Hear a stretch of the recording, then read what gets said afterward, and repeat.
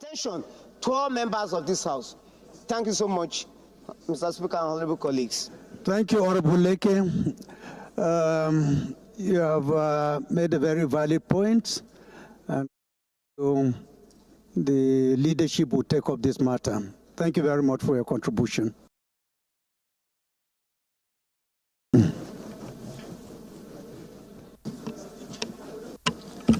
You want to come under?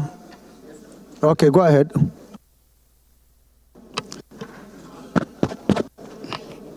Mr. Speaker, respected colleagues, my name is Ahmed Idris. I represent a federal constituent of Plateau State.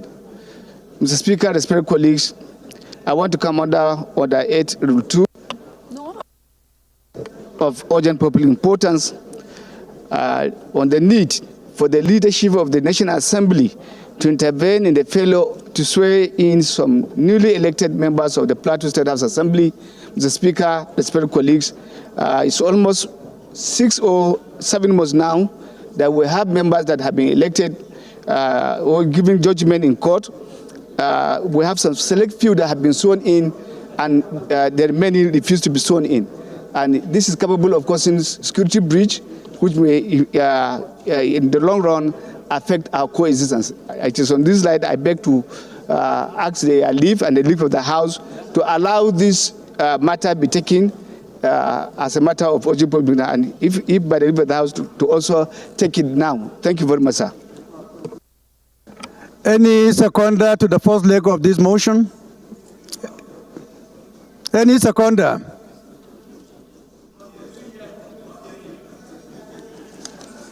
Honorable Wase, can you clarify the subject matter of this motion? I think there was somebody that was raising, sir. Maybe he didn't see, sir. Pardon? The subject matter is this, sir. There was a court judgment that was given in relation to national election, and that court judgment also affected some members of the National Assembly, which you have aptly, in your own case, sworn in all the members that were affected. Till the Assembly have not been. Mr. Speaker, some of them were actually sworn in under a condition that they have to now sign. It's okay, Honorable. I think he's just interested in knowing the subject matter. Thank you, so sir. that they will be well guided. Thank you. So any seconder, Honorable Alims. Thank you, Mr. Speaker, distinguished honorable colleagues. I am from Kogi State, and I remain Honorable Abdullah Ibrahim Halims. I rise to second the motion as ably moved by Ase. Thank you, Mr. Speaker. Those in support of this motion should say aye. Those against should say nay. The ayes have it. The second leg of the motion, any seconder? Yes, Honorable Maki. Bakar Maki Eleman. I'm from Jigawa State. I represent Malamud Kaugama Federal Constituency. Mr. Speaker, I rise to second the second leg of the motion heavily moved by our senior colleague. I so second. Thank you, Mr. Speaker. Those in support of this motion should say aye. Those against should say nay. The ayes have it. Honorable Wase, please proceed and present your motion. Mr. Speaker, respected colleagues, my name is Ahmed Idris. I represent Wase, constituency of Plateau State, Federal Constituency of Plateau State. Mr. Speaker, respected colleagues, I rise to move the motion on the urgent need for the leadership of the National Assembly to intervene in the failure to swear in some newly elected members of the Plateau State House Assembly. The House notes that in 2023, the Court of Appeal hearing appeals arising from judgment of the Plateau State Election Tribunal made decisions which resulted in the nullification of certificate of return of 16 sitting members of the Plateau State House Assembly and ordered the issuance of certificate of return to the new members by the Independent National Electoral Commission. Further notes that pursuant to provisions of Section 72 sub 1 of the Electoral Act 2022, the Independent National Electoral Commission issued certificate of return to the new members in compliance with the order of the Appeal Court and the law. aware that Section 94, subsection 1 of the Constitution of the Federal Republic of Nigeria, 1999, as amended, provides the procedure for the swearing in of the newly elected members of the said assembly. I also aware that the members elect of the Plateau State House Assembly have met all the requirements of the law as contained in Section 94, sub 1 of the Constitution of the Federal Republic of Nigeria, 1999, as amended, and Section 72, 1 of the Electoral Act 2022, concerned that the remaining members of the Plateau State Assembly are being compelled to submit letters of resignation accompanied by court affidavits as a condition for their swearing in. This act undermines the principle of democracy, especially at a time when Nigeria is celebrating 25 years of uninterrupted democratic governance.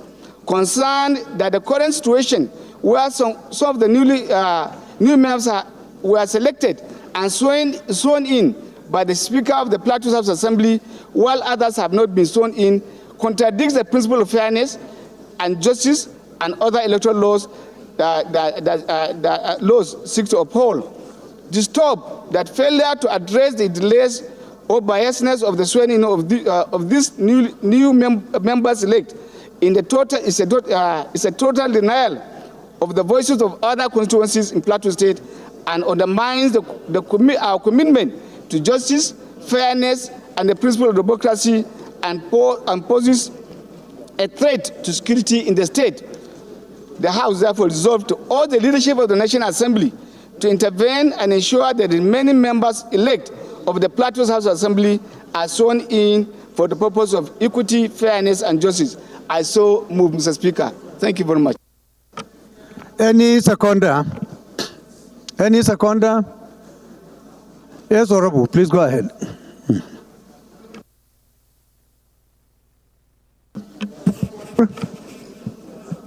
I've ceded to Honorable Gobir.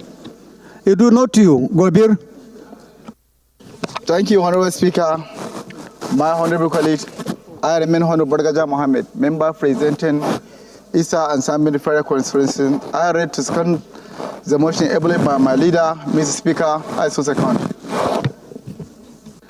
Those in support of this motion should say aye. Those against should say nay. There is have it.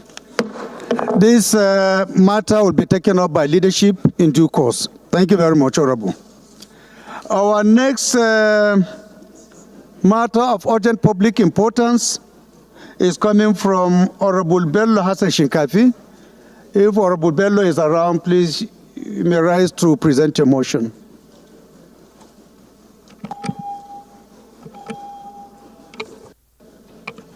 Thank you, Mr. Speaker. My honorable colleagues, my name still remains Honorable Bello Hassan Shinkafi, member representing Shinkafi Federal Constituency. Mr. Speaker, I am from Zamfara State. My honorable colleague, this problem is not from me, it's from the Speaker. Mr. Speaker, I came under our standing rule, Order 8, Rule 5, under a matter of urgent public importance, for a call to address the escalating of banditry and ensuring security in Shinkafi Federal Constituency of Zamfara State. Mr. Speaker, with your kind permission, I seek the leave of this House to kindly permit me to present this of my motion. Thank you.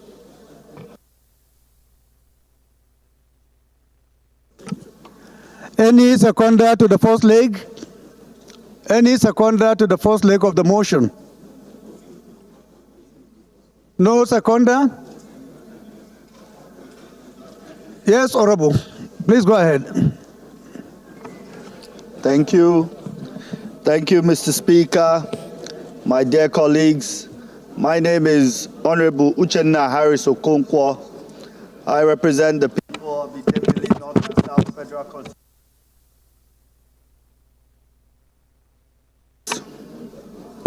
I rise this morning to second the first leg of the motion that this motion is urgent enough to be heard. I so second.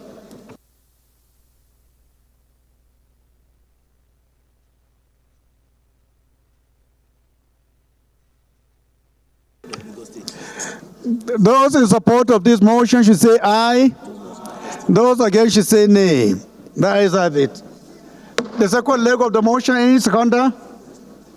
Any seconder to the second leg? Yes, Honorable, please go ahead. Thank you, Your Excellency.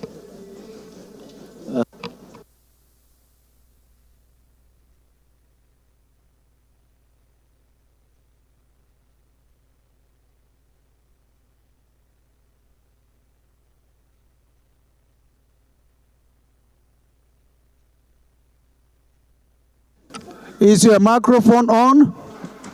It doesn't appear so. Thank you, Your Excellency. My name is Honorable Isa Muhammad Anka. I'm from Anka, Talata Mafara constituency, Zamfara State. I stand before you, sir, to support the second leg of the motion, that it is urgent enough to be heard. I so second.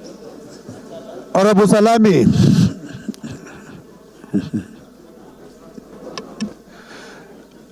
Those in support of this motion should say aye. Those against should say nay. The ayes have it. Honorable, please proceed and present your motion. Thank you, Mr. Speaker. Honorable Abeta. Honorable Abeta. For the urgent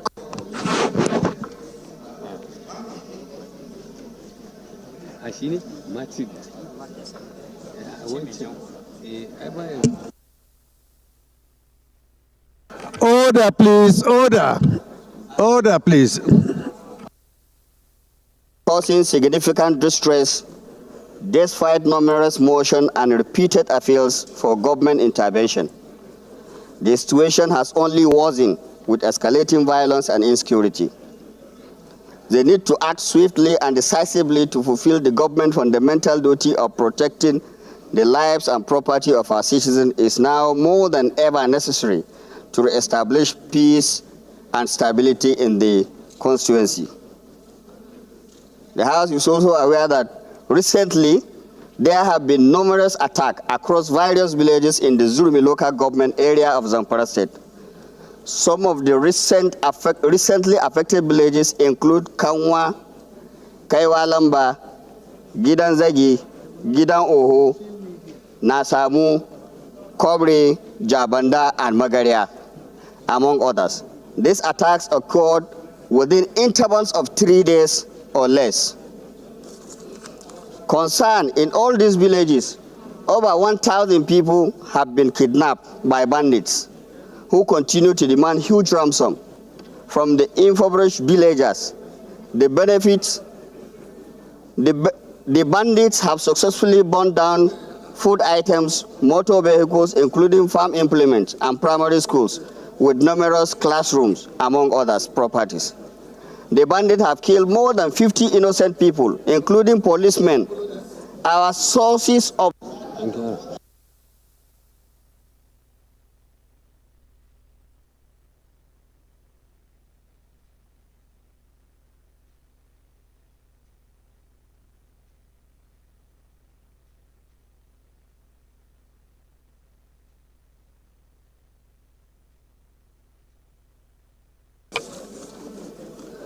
also concerned, this rampant banditry is severely affecting food security in Zamfara State and Nigeria as a whole. The destruction of food items and agricultural machineries and the disruption of farming activities threaten the livelihoods of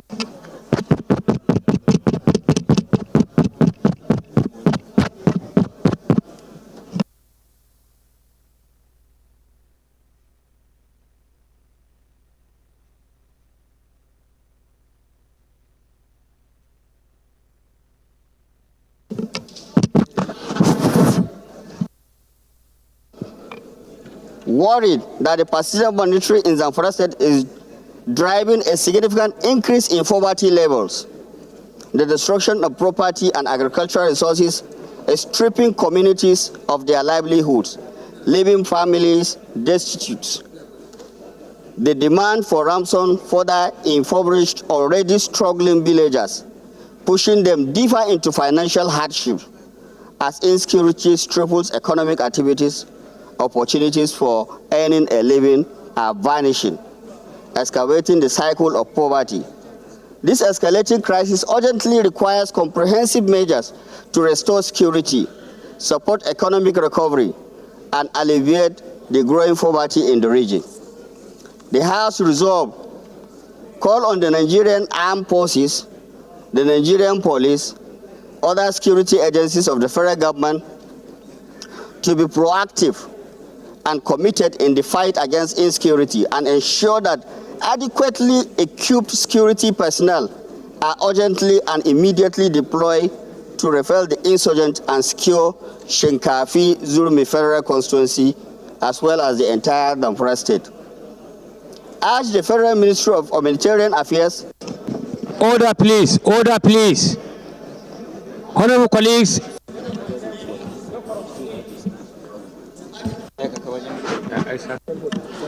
Order. To the victim of ravaging disaster of Zurmi. Honorable Washam, Order, go to your please. seat. Order. An emergency. So we can't hear. Any seconder to this motion? Yes, Honorable. Go ahead. Thank you, Your Excellency. The Right Honorable Mr. Speaker. Honorable Inwa, please.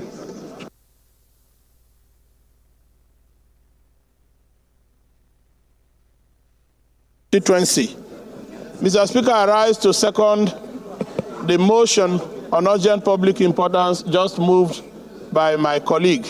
I so second. Those in support of this motion should say aye. Those against should say nay. The ayes have it. This motion is referred to the committees on Army, National Security and Intelligence, and Emergency and Disaster Preparedness for further legislative action. Point of order, Mr. Speaker. Yes, Honorable Ikenga.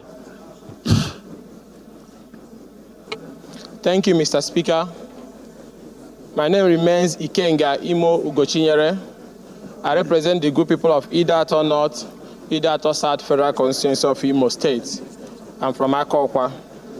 Mr. Speaker, I'm coming on. Not working.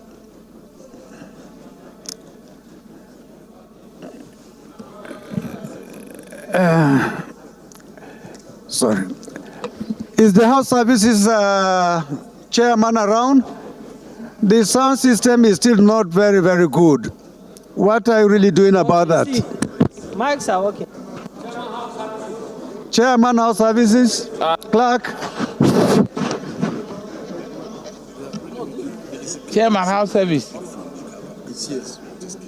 Please, Honorable Ikenga, maybe you can sit down for a while. Let's hear what is happening about the sound system, please. So,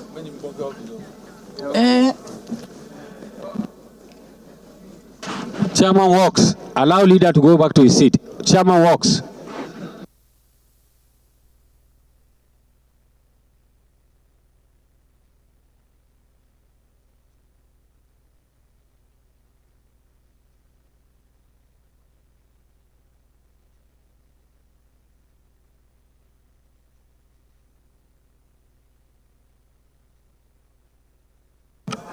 Honorable Ikenga, please try it again. If the sound is loud enough, you can continue. On the microphone. Thank you, Mr. Speaker.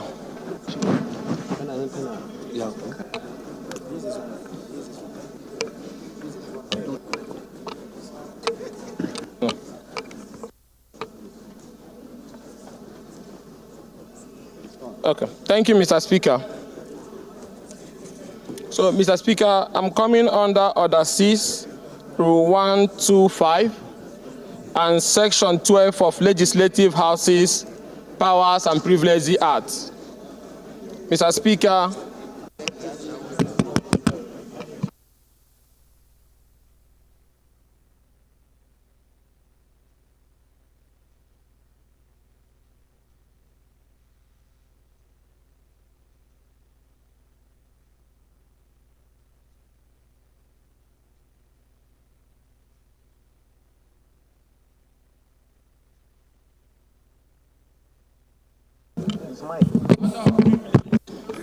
order of privilege led that we went to Port Harcourt on oversight function as members of local content committee.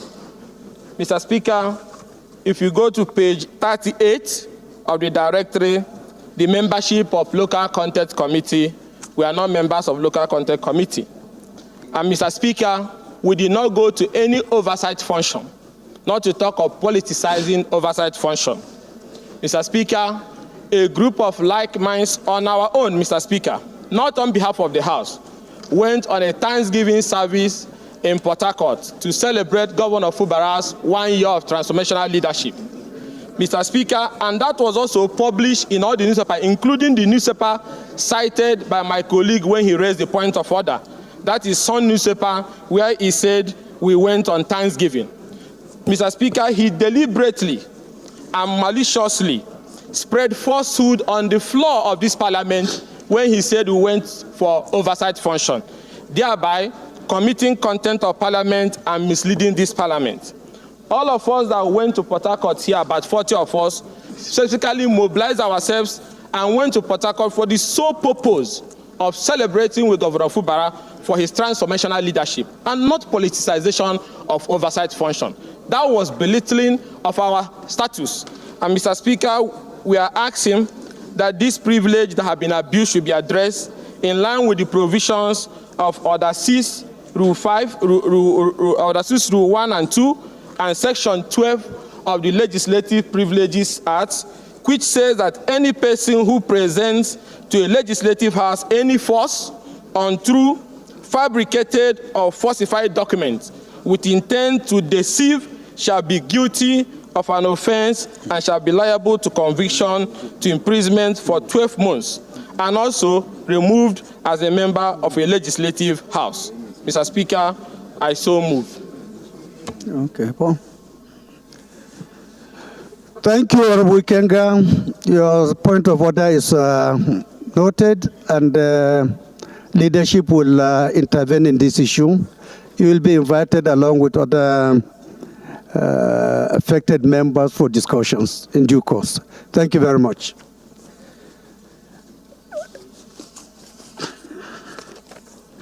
The next motion is coming from Honorable Obon Paul Epo. If he's around, please, can you rise and present your motion?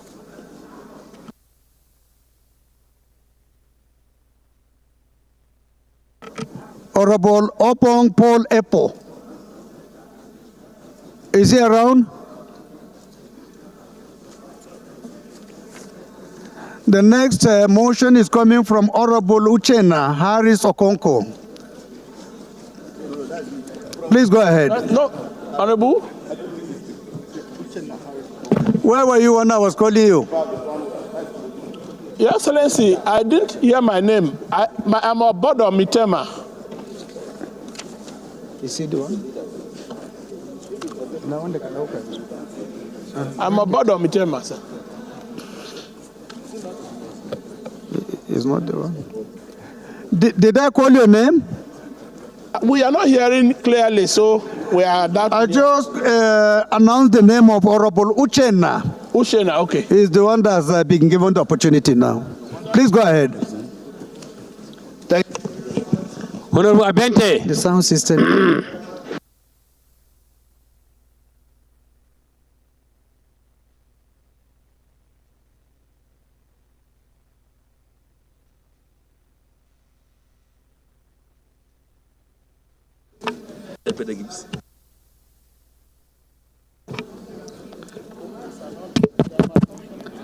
I represent the good people of Idemili North and South Federal Constituency, and that is in Anambra State.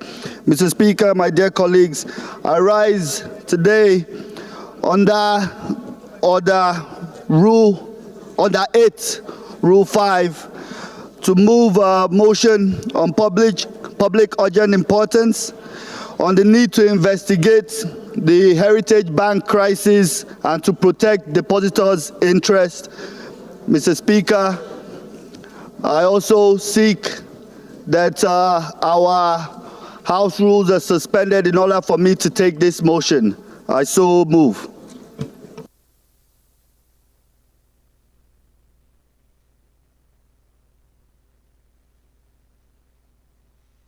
Any seconder to the first leg of the motion? Yes, Honorable Dixon. Honorable Speaker, distinguished colleagues, I remain Honorable Dixon Taki OON.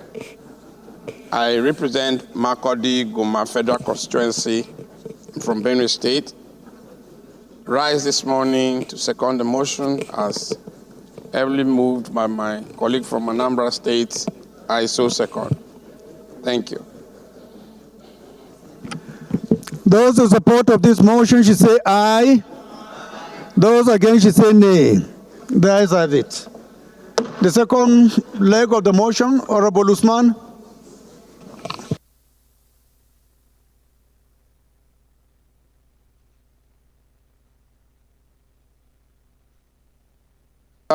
Representing people of Batagarawa, Cheren Chirimi from Katsina State. I rise this morning to support the second leg of the motion moved by my friend, Honorable Uchenna. I so second.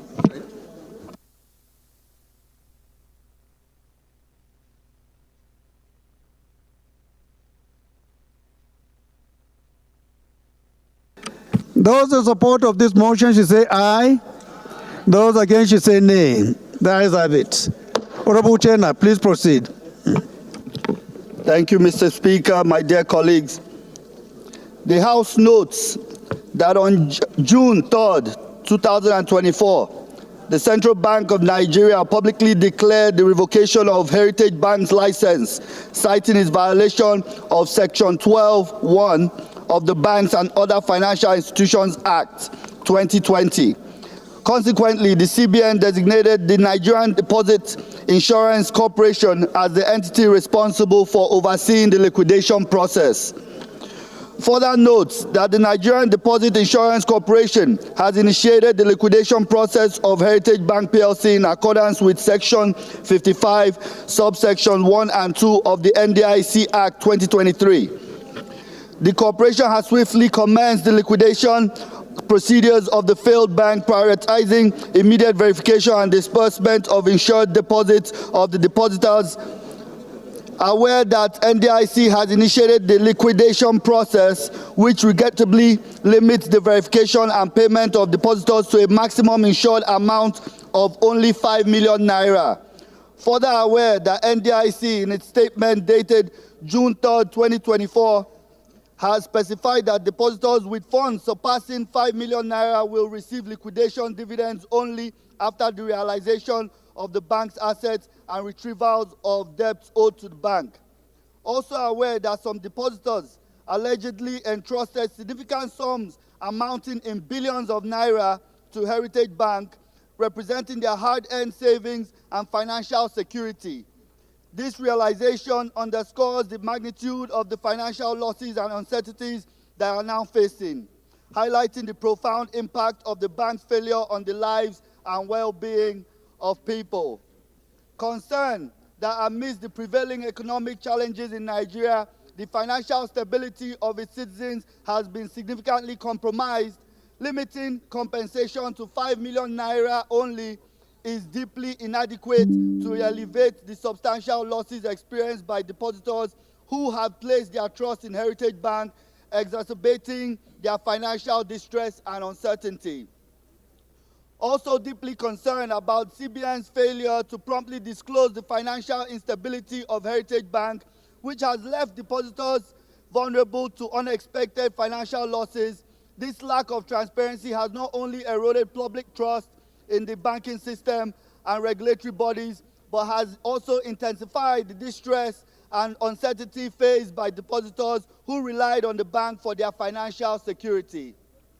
Further deeply concerned by allegations suggesting that CBN had prior knowledge of the bank's deficiencies for an extended period but failed to enact timely corrective measures, this underscores the pressing need for a thorough review of regulatory oversight mechanisms, and it is unjust for depositors to suffer the consequences of regulatory inaction. Such a review is essential to restoring confidence in the regulatory framework and ensuring the protection of depositors' interests.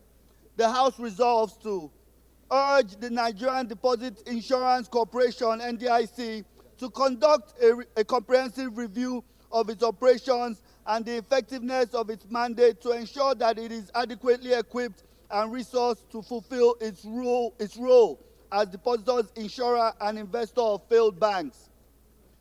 The House urges that the Central Bank of Nigeria conduct a thorough investigation of the leadership and management of Heritage Bank to identify any possible issues of mismanagement or wrongdoing that may have contributed to the bank's failure. The House urges that the Nigerian Deposit Insurance Corporation and other pertinent authorities to carefully reassess the current compensation scheme with a view to offering more meaningful relief to depositors who have experienced financial losses. The House further urges that the Nigerian Deposit Insurance Corporation, on limitations of the current deposit insurance coverage, the Federal House of Representatives should consider regulatory amendments to increase the maximum insured amount to better protect depositors' interests. This adjustment would provide greater financial security for depositors. The House further mandates the Committee on Banking Regulations and Insurance and Actuarial Matters and other relevant bodies to set up an investigation into the circumstances surrounding Heritage Bank and to report to the House within 2 weeks. Mr. Speaker, dear colleagues, I so move.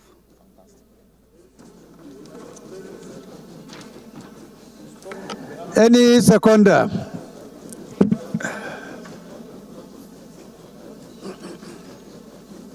Honorable Regina?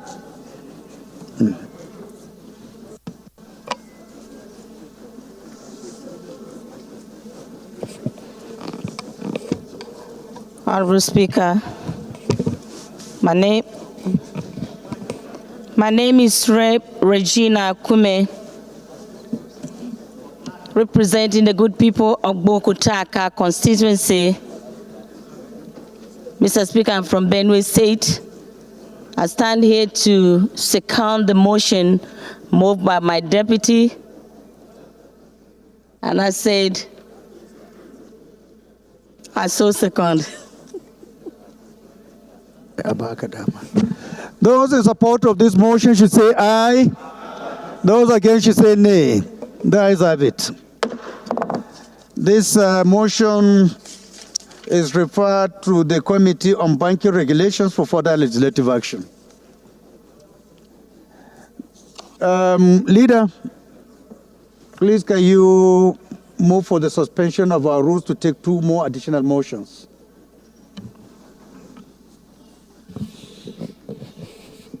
Mr. Speaker, I'm Professor Julius Ihonvere, O1 Federal Constituency, Edo State.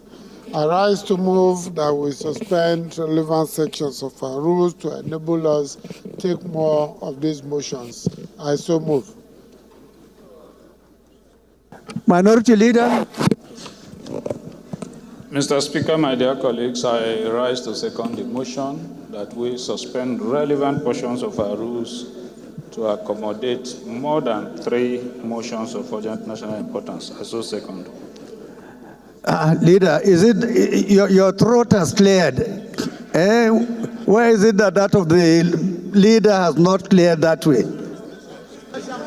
Mr. Speaker, I've cleared everything. Anybody can use the microphone now. God bless you. Those in support of this motion should say aye. Those against should say nay. The ayes have it. The next motion is coming from Honorable Isa Mohammed Anka. If Honorable Anka is around, please can you rise and present your motion?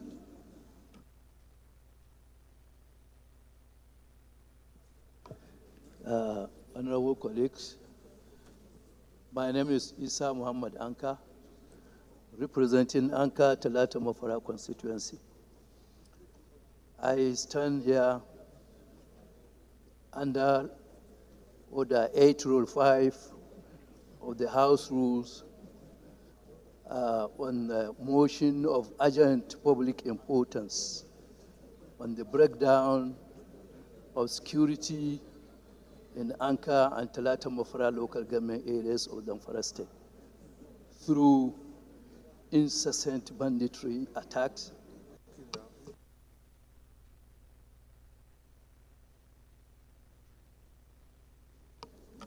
I so move, sir.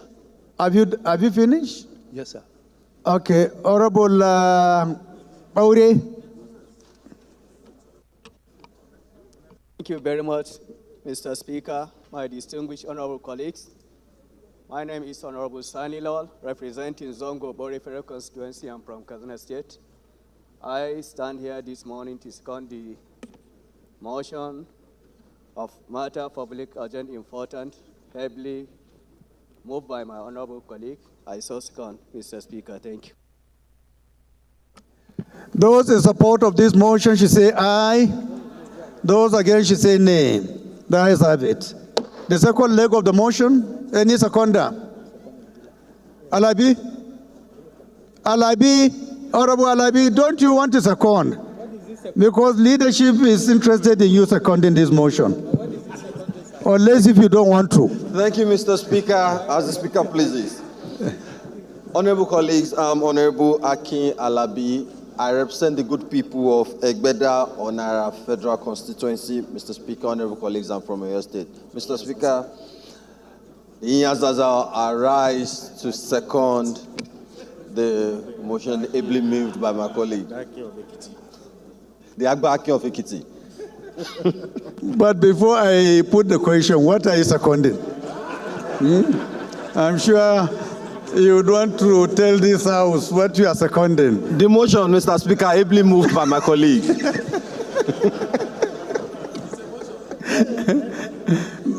Those in support of this motion should say aye. Those against should say nay. The ayes have it. Honorable Anka, please can you proceed and lead the debate? Thank you, Your Excellency. The House is here invited to note that recently there have been increased banditry, kidnappings for ransoms, killings and displacement of indigents in some villages in Talata Mafara and Anka local government areas of Zamfara State, which has affected the entire lives of our people. As a matter of fact, in the last few weeks or so, our people were being kidnapped on a daily basis. The House is also invited to know that recently in Talata Mafara local government, 71 people were kidnapped from Makera village, 65 were kidnapped from Jangeva village, and 50 people were kidnapped from Bobo village, where the kidnappers also killed the district head. On the other hand, over 150 were kidnapped from various villages of Anka local government area. Aware that some of the kidnapped people have already been killed, even after payments of ransom by their families, while some are still held hostage by their abductors. This has made life for our people. This has made life jittery for our people. Worried that the incessant attacks, kidnapping, and killings of our people, if allowed to linger unchecked, may further excavate the already worst situation, and as such, deserve to be given an urgent, very, very urgent attention for our security agents. Cognizance of the importance of security to lives and properties of citizens which is the constitutional responsibility of the federal government. There is an urgent need for our security agency to pay a special attention to Anka, Talata Mofara local government of Zamfara State, with a view to controlling the alarming banditry, kidnappings, and killings, which have significantly affected the life of innocent residents, and is putting fear in the minds of visitors, travelers passing through the two local governments. The House resolved to mandate the Chief of Army Staff to initiate a special military operation in the affected areas of both Anka and Talata Mafara local governments, with a view to dealing with issues enunciated above. The House is also resolved to mandate the Chief of Air Staff to ensure regular and continuous air surveillance in the affected areas, with a view to identifying hideouts of bandits and crushing them entirely. The House is also resolved to mandate the National Commission for Refugees, Migrant and Internally Displaced Persons to look into the derelict circumstances of internally displaced persons camps in Anka, Talata Mofara local government, with a view to renovating, making them habitable or functional to accommodate internally displaced persons and persons who may be running away from bandits and kidnappers. The House resolved to consider the possibility of the committees on Army, Police, Air Force, Defense, and NSIA visiting the affected areas with a view to ascertaining and confirming the poor state of insecurity in these places. I so move, sir.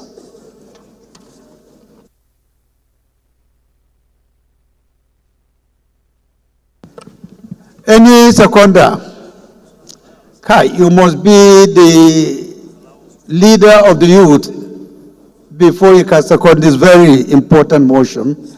If you are one, please go ahead. Thank you, the Agba King of Ekiti. Honorable colleagues, allow speaker to concentrate on the distance, please. You must get clearance from here. Please go back to your seat. Thank you. Thank you once again. I remain Olamijuwonlo Ayodeji Alawakala. I represent the good people of Ogbomoso North, Ogbomoso South, and Orire constituency. Mr. Speaker, I'm from the Peseta State, Oyo State.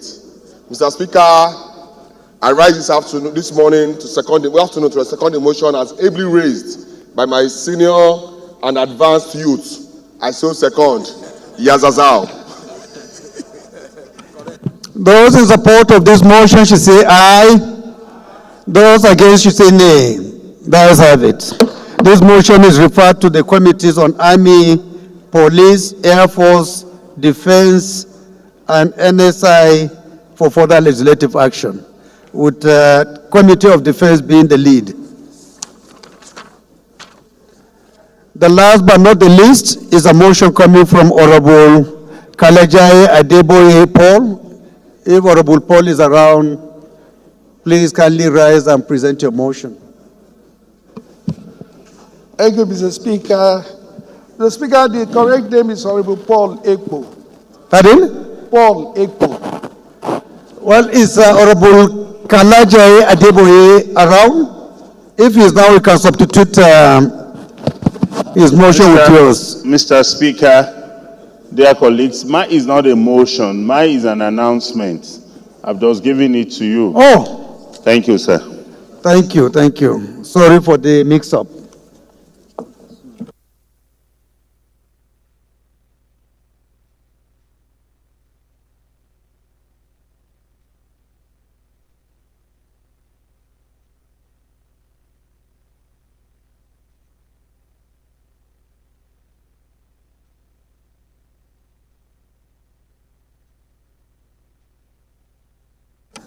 Honorable Oban Paul, please kindly proceed. Thank you, Mr. Speaker. Honorable colleagues, good afternoon. I come under Order 8, Rule 5, to move a motion of urgent public importance that has to do with the urgent call of the federal government to ensure the cleanup of the Niger Delta region by international oil companies before their divestment from the country. I so moved. My name is Honorable Paul Ekpo. I represent the people of Etinan, Nsedibom, and Nsurubiom. I'm from Akwa Ibom State.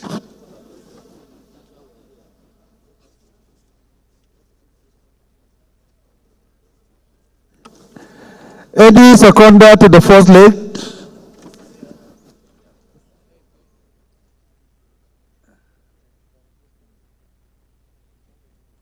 Any seconder? Yes, Honorable Al-Mustafa. Thank you very much, Mr. Speaker, sir. Honorable colleagues, I'm Ibrahim Al-Mustafa Aliyu, member representing Raba, Federal Constituency from Sokoto State. I rise to second the motion ably moved. I so second.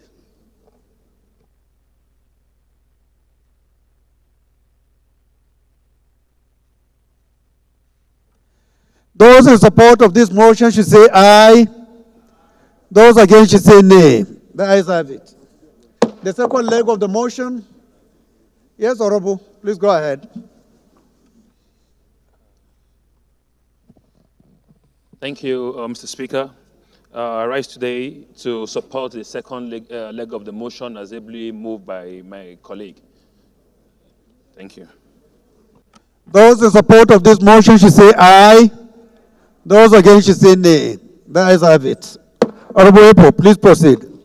Thank you, Mr. Speaker. Once again, I remain Honorable Obong Paul Ekpo, member representing Etinan, Nsetibom, and Setubiom. I am from Akwa Ibom State. Mr. Speaker, the House notes the incessant spillages in the Niger Delta region of Nigeria and the ruination of the region's environment, human health, and traditional livelihoods. They also note that there were about 9,870 spill incidents between the year 2011 and 2021, which released a combined 466,214 barrels of oil into the environment.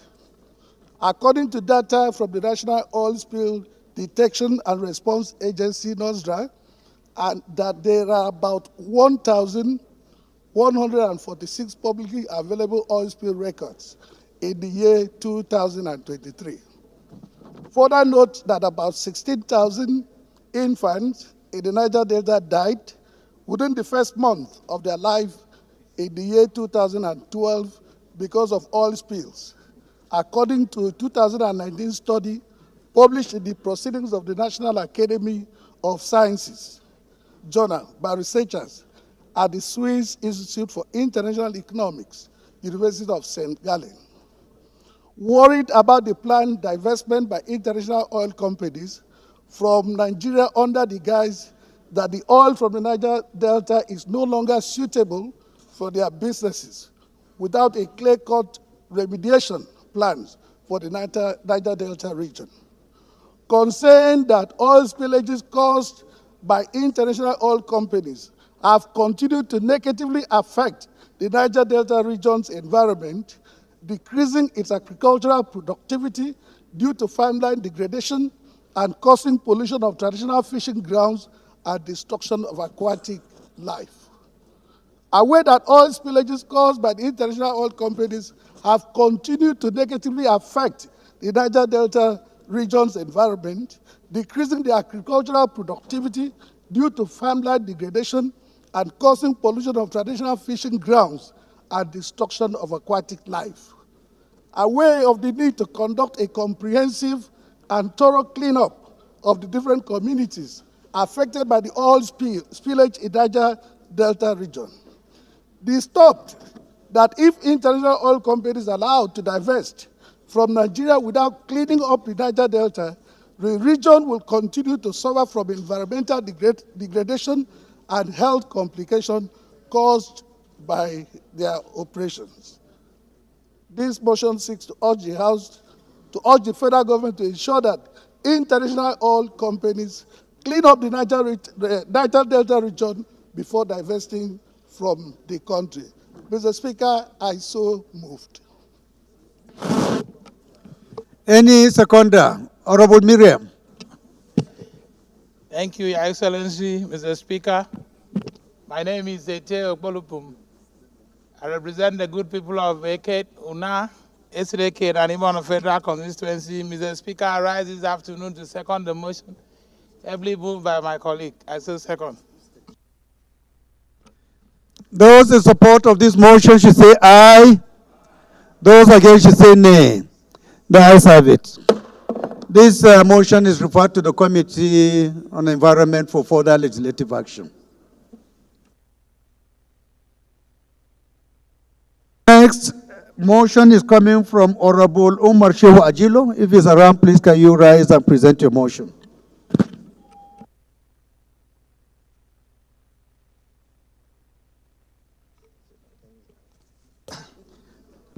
Thank you, Mr. Speaker, my dear honorable colleagues. My name is Umar Ajilo, member representing the very good people of Makarfi Kudan Federal Constituency. I am from Kaduna State. I have an urgent matters that need to investigate the cause of recurrent derailment of Kaduna-Abuja passenger train, which has skidded twice in the last 2 weeks with the hundreds of passengers on board. Mr. Speaker, my dear colleagues, let me come under Order 8 through 5 of the House rules to allow me to move these motions as urgent enough. I so move, Mr. Speaker. Thank you. Any seconder? Please, if you know you are from the rural side of Lagos, please, I will see this opportunity, this rare opportunity, to second this motion. But you must be from the rural side. Right, Honorable Speaker, the Ian Zazao, the Agba King of Ekitiland, the Otumba of Ikorodu. I stand. My name is Baba Jimmy Benson. I represent the Ikorodu Federal Constituency, the Miami of Lagos. I stand to second this motion, ably moved by my colleague. Those in support of this motion should say aye. Those against should say nay. The ayes have it. The second leg of the motion, any seconder? Yes, Honorable, please go ahead. Thank you so much, Mr. Speaker. My name is Honorable Mark Chidi Obeta, the member representing Nsukka Igbeze South Federal Constituency. I'm from Enugu State. I rise to second the motion that we suspend our rules and take this very important matter of public importance. Thank you. Those in support of this motion should say aye. Those against should say nay. The ayes have it. Yes, Honorable Ajilo, please proceed. Thank you, Mr. Speaker. My dear colleagues, Umar Ajilo is my name, again, member representing Makarfi Kudan Federal Constituency. I am from the northwestern Nigeria of Kaduna State, also from the top Zazo Emirate Council. Mr. Speaker, my dear colleagues, the House notes that the rail transportation is presumed to be the safest mode of transportation at worldwide. However, the recent trend of recurring derailment of Kaduna-Abuja train services proves otherwise, a situation which calls for our collective concern. So, Speaker, my dear colleagues, concerned that the Kaduna-Abuja train service convey a significant number of passengers and goods from Abuja to Kaduna and vice versa, which play a huge economic and social role in Nigeria. Worried that the rate at which remains equivalent the Kaduna-Abuja rail line has become unnecessarily alarming, with the most recent derailment, which occurred on Wednesday, 5th day of June 2024, when the traveling from the Kaduna Abuja drill at Asham stations, leaving many passengers stranded in the Federal Capital Territory, being the second as such unfortunate occurrence just within the last 2 weeks. This House recalled that on May 26, an Abuja-bound train on Sunday derailed along the Abuja-Kaduna route, leading to the passengers being stranded in the Jere area of Kaduna State. This House must stand to the occasions by investigating this repeated incident to ensure that this rail derailment incident do not result in a national calamity. The House resolved that to invite the Honorable Minister of Transport and other relevant stakeholders in the railway sector through the House Committee of Land, Transportation to explain to Nigerians the reason behind the repeated derailment and the measures taken by them to avert further reoccurrence of these unfortunate incidents. Mr. Speaker, my dear colleagues, my last prayer is to direct immediate investigations through the House Committee of Land Transport in this course of this recurrent derailment of Abuja-Kaduna train service with a view to avert a national calamity and report back to the House within 4 weeks. Mr. Speaker, my dear colleagues, I so move. Thank you.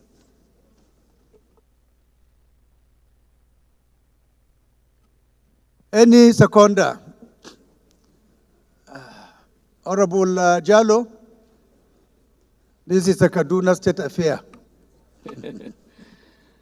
Right, Honorable Speaker, my colleagues, I'm Hussaini Mohammed Jallo, representing Igebe Federal Constituency of Kaduna State. I hereby second the motion ably moved by my friend and colleague. I so second. Thank you. Those in support of this motion should say aye. Those against should say nay. That is have it. This motion is referred to the Committee on Land Transport for further legislative actions. Honorable colleagues, I have some important announcements. The first one is coming from the presidency. It's in respect of activities marking June 12th, Democracy Day tomorrow. The President, His Excellency Bola Ahmed Tinubu, GCFR, invites all members of the House of Representatives to the Democracy Day Parade, scheduled to hold as follows. Date, Wednesday, 12 June 2024, time 9 a.m. prompt. Venue, State House Conference Center, Abuja. Dress, lounge suit, and national attire. All presiding officers are to be seated in the state box, while all other members and invited guests are to be seated at 8:30 a.m. in pavilions A and B as designated. Members are advised to bring along their invitation, access card, and their official ID cards. 25th Nigeria Democracy Anniversary Dinner as well. Members are invited.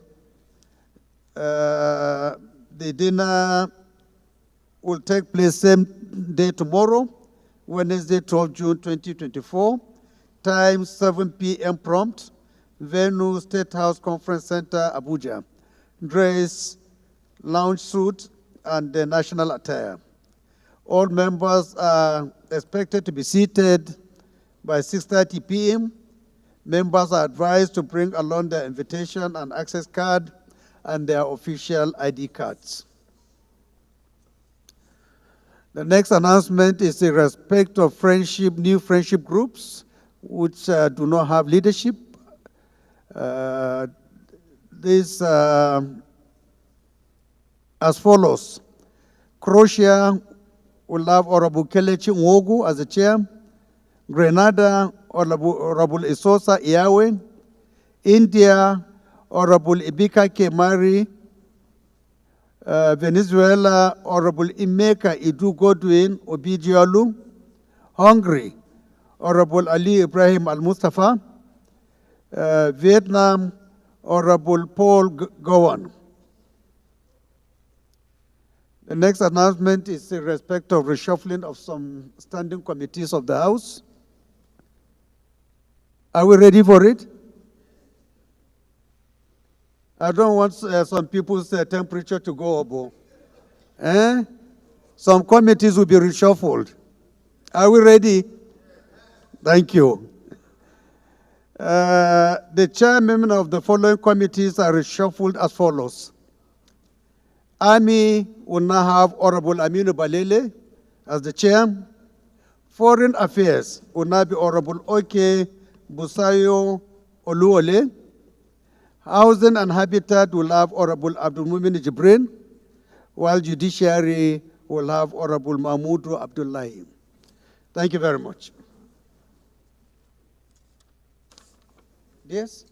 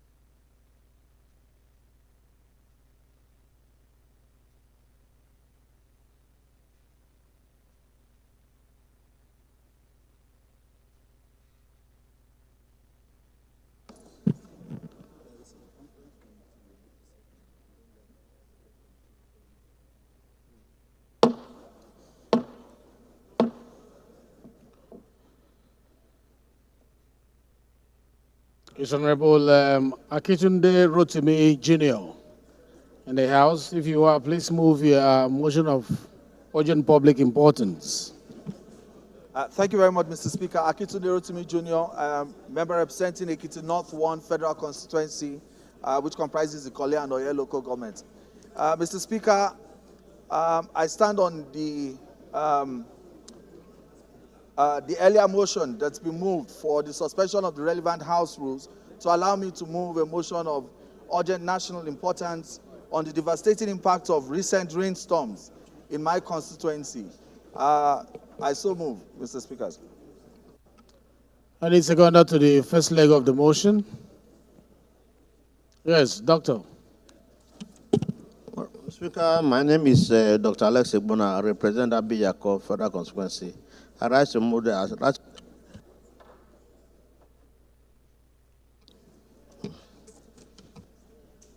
Those in support of this motion say aye. Those in support of the motion say aye. Those against say nay. The ayes have it. The second leg of the motion, any seconder, please? Any seconder to the second leg of the motion? Yes. Thank you, Mr. Speaker. I am Honorable Engineer Emeka Idu G. I represent Onitsha North and Onitsha South Federal Constituency. Mr. Speaker, I rise to second the second leg of the motion ably moved by my colleague. I so second, Mr. Speaker. Thank you very much. Those in support of this motion say aye. Those in support of this motion say aye. Those against say nay. The ayes have it. Honorable Rotimi, you can now move your motion. Thank you very much, Mr. Speaker, honorable colleagues.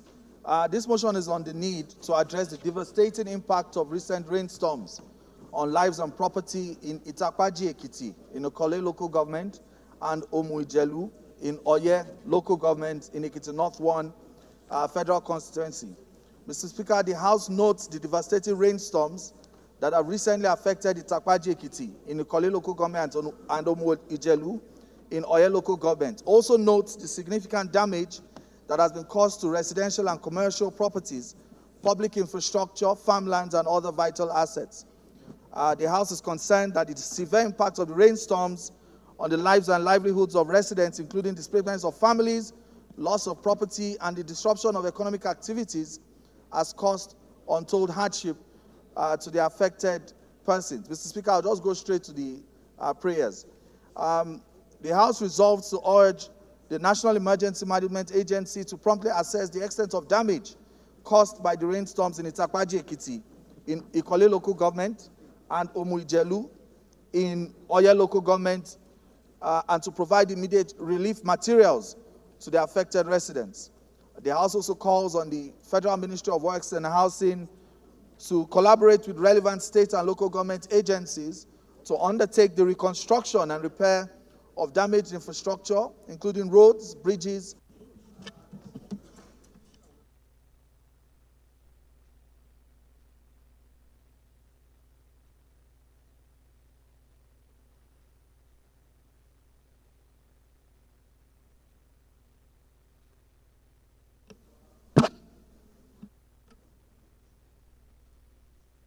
Thank you very much.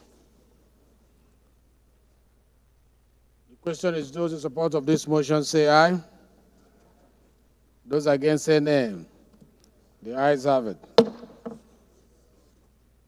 This is referred to Committee on NEMA and Committee on Housing, as well as Committee on Works.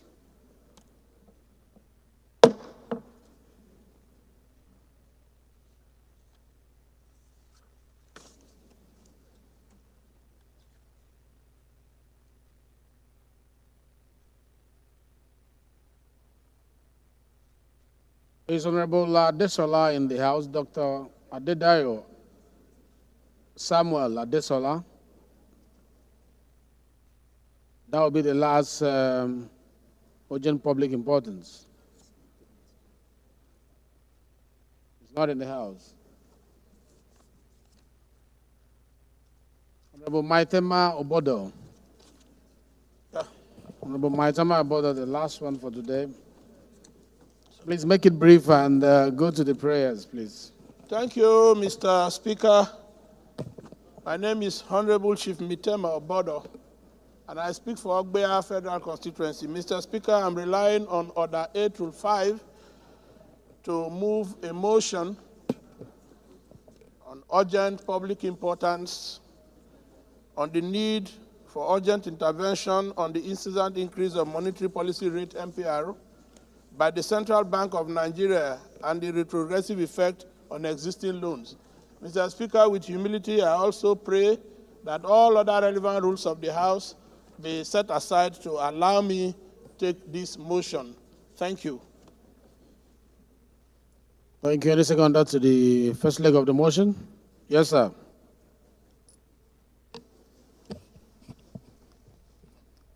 Mr. Speaker, honorable members, I'm Honorable Said Yusuf Miga. I represent Jahu Miga Federal Constituency. I'm from Jigawa State. I rise to second the motion heavily moved by my deputy. Those in support of this motion say aye. Those against say nay. The ayes have it. Any seconder to the second leg of the motion? Yes, madam. Madam, go ahead. Okay. The Right Honorable Speaker.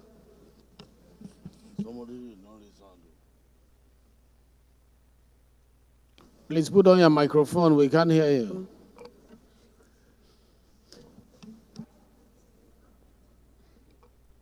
The Right Honorable Speaker, my dear colleagues, I remain Representative Marie Enenimiete Ebikake, representing the good people of Bras Nembe Federal Constituency. I rise this afternoon to second the second leg of the motion ably presented by my colleague. I so second. Thank you very much. Those in support of this motion say aye. Those against say nay. The ayes have it. Honorable Maitama, you can go ahead. Thank you, Mr. Speaker. Once again, Honorable Chief Mitema Obodo, Ogbea Federal Constituency. Mr. Speaker, in the spirit of the House, I will take just 3 paragraphs and go straight to the prayers. Aware that the Central Bank of Nigeria, as on the 31st of May 2024, announced an increase in the monetary policy rate MPR by 26.25%, affecting existing loans, particularly those with variable interest rates linked to the MPR and borrowing costs across the economy. Further aware that the provisions of Section 8, Sub 45 of the CBN Act 207 mandate the Central Bank of Nigeria to consult with the National Assembly on matters of public policy by causing the governor of CBN to appear before the National Assembly at semi-annual hearings regarding efforts, activities, plans of the Board on Monetary Policy, Economic Development, and prospects for the future, and make a formal report and presentation on the activities of the bank and the performance of the economy to the relevant committees of the National Assembly. Concerned that the increase in the monetary policy rate is a matter within the purview of public policy that requires the Central Bank of Nigeria Monetary Policy Committee to consult with the National Assembly before implementation. Also concerned that the Central Bank of Nigeria and its Monetary Policy Committee did not see it necessary to adhere to the sections of the CBN Act which provides for the CBN consultation with the National Assembly on matters of public policy before implementing the 26.25 increase in monetary policy rate. Further concerned that the economic stability and financial well-being of individuals and businesses heavily rely on predictability and stable borrowing costs. Worried that the CBN increase in monetary policy rate on the 31st of May 2024 was the second hike in MPR within 3 months, after a 24.75% increase in March 2024. And there is no consequential provision for the protection of existing loans from the adverse effect of increase by the Central Bank of Nigeria to align with the principles of legal non-retrogression. Informed that this is a fundamental principle of law, Mr. Speaker, that changes in regulation should not have retrogressive effects on existing legal rights and obligations. The House therefore resolved to urge the federal government of Nigeria, the federal government and the Central Bank of Nigeria to affirm the principles of legal non-retrogression in economic and financial policy decisions, including changes in the monetary policy rate, particularly on the 26.25% CBN increase of MPR made on the 31st of May 2024. Number 2, urge the federal government and the Central Bank of Nigeria to explore options such as godfathering clauses or transitional arrangements to protect existing borrowers from immediate and significant increase in loan repayments due to MPRO hikes. Frey urged the relevant House committees to conduct a thorough review of the potential effects of MPRO increases on existing loans and to propose legislative or regulative amendments that uphold the rights and interests of borrowers. And finally, Mr. Speaker, urge the House to put a hold to the implementation of the 26.25% increase in monetary policy rate of the CBN of the Central Bank of Nigeria for further consultations. Mr. Speaker, with humility, I so move.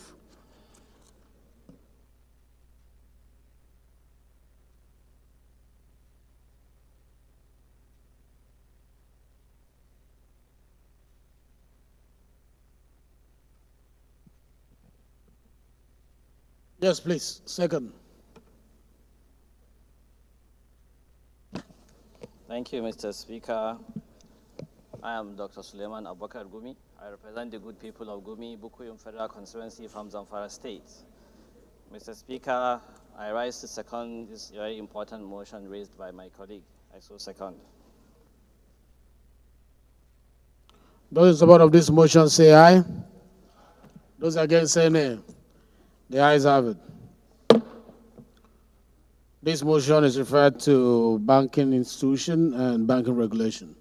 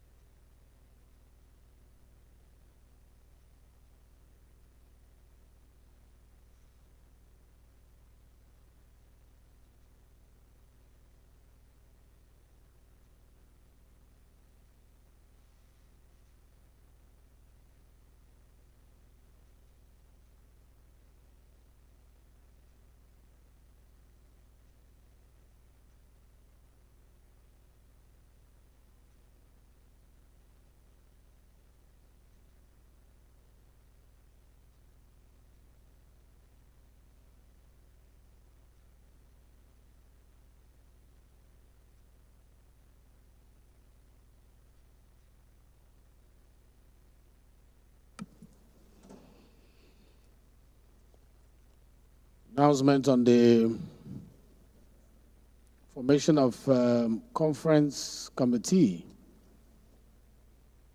on a bill for a bill on judicial officer salaries and allowances. Members of this committee as follows.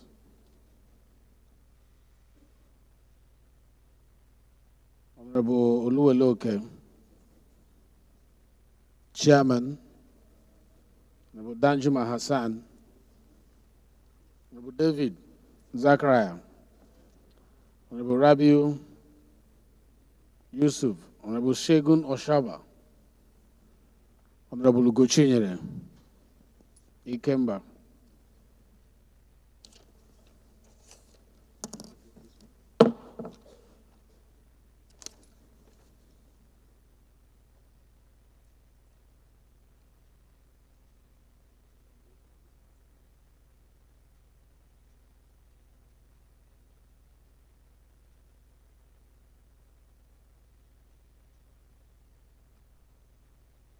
Minority Leader and Majority Leader, please.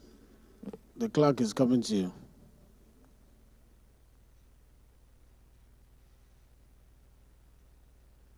Honorable members, the first business of the day is presentation of 13 bills. And I invite the clerk to read their short titles.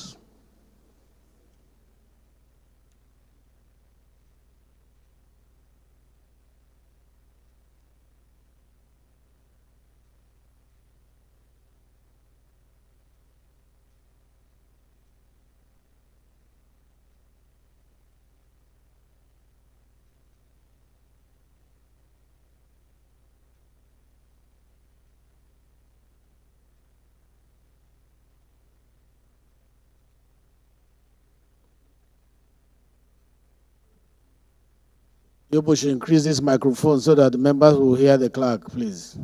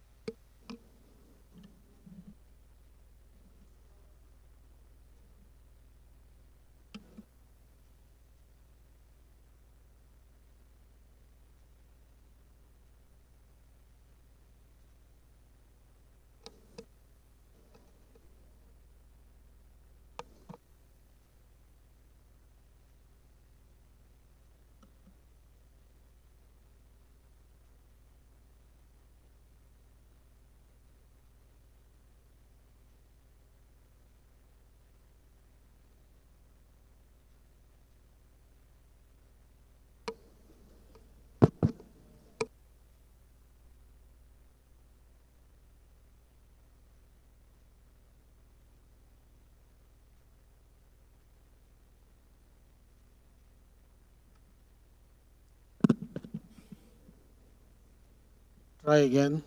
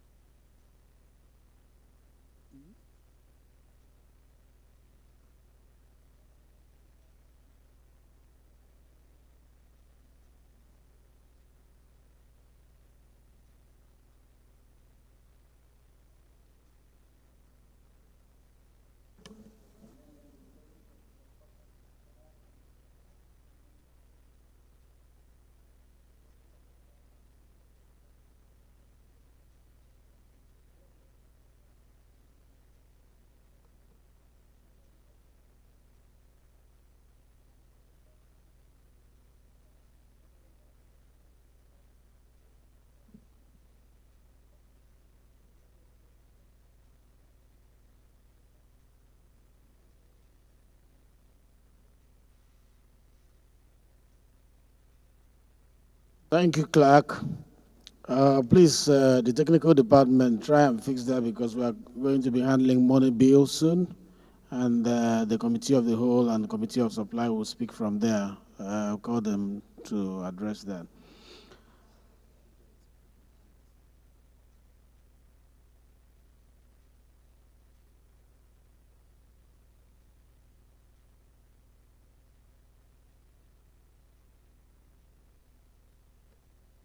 The second business of the day is presentation of reports of the Committee on Treaties, Protocol, and Agreements on a bill for an act to domesticate and enforce in Nigeria the International Convention Against Doping in Sports, establish Nigeria Anti-Doping Center to implement Nigeria's obligations to the world's anti-doping code, international standards, and for related matters.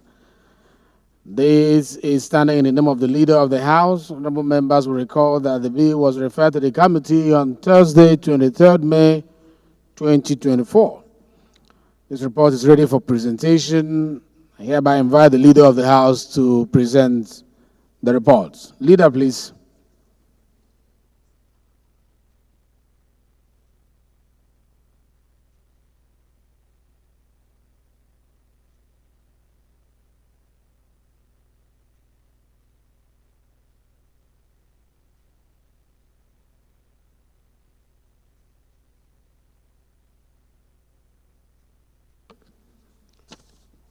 Mr. Speaker,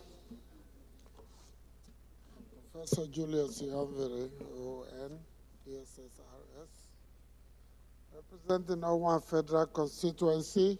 Mr. Speaker, I'm from Edo State, and I rise to move that the House do receive the report of the Committee on Treaties, Protocols, and Agreements on a bill for an act to domesticate and enforce in Nigeria the International Convention Against Doping in Sports, established Nigeria Anti-Doping Center to implement Nigeria's obligations to World Anti-Doping Code, international standards as for related matters, HB 1441.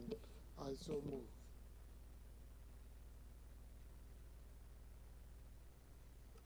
Any second, Minority Leader, please. Mr. Speaker, my dear colleagues, I rise to second the motion as ably moved by the House Leader. I so second. Those in support of the motion say aye. Those against say nay. The ayes have it. Leader, you may please lay the report. The third business of the day is presentation of report of the Committee on Judiciary on a bill for an act to amend the Court of Appeal Act Cap C36, Laws of the Federation of Nigeria 2004, to increase the number of justices of the court from 90 to at least 150 and provide for appointment of a minimum of 6 justices in every judiciary division of the courts to enhance speedy and efficient justice delivery and improve citizens' access to justice and for related matters. Standing in the name of Honorable Uluwole, okay. Honorable members will recall that the bill was referred to the committee on Thursday, 21st May, 2024. The report is ready for presentation.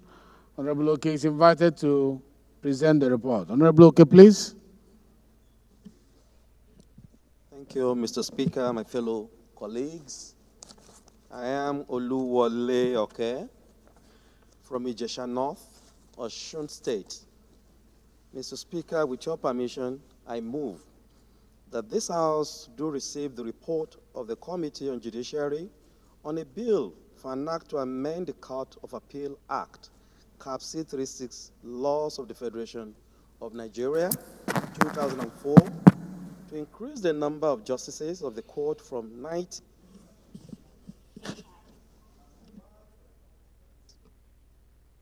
of a minimum of 6 justices in every judiciary division of the court to enhance speedy and efficient justice delivery and improve citizen access to justice and for related matters. Mr. Speaker, I so move. Thank you very much. Honorable Maki, seconded. Thank you.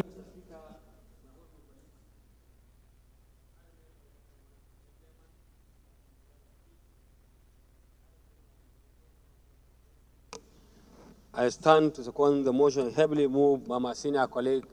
I so second. Thank you, Mr. Speaker. Those in support of this motion say aye. Those against say nay. The ayes have it.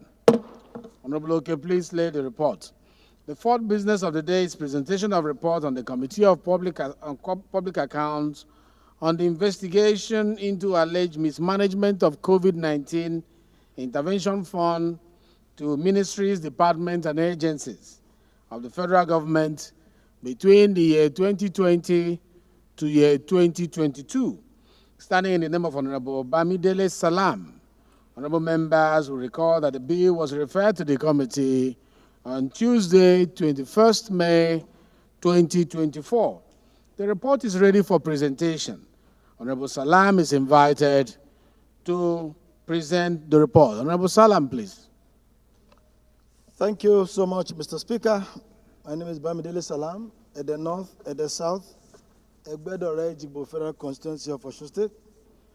Mr. Speaker, with your kind permission, I want to move that the House do receive the report of the Public Account Committee on investigation into alleged mismanagement of COVID-19 intervention funds to ministries, departments, and agencies of the federal government between the years 2020 to 2022.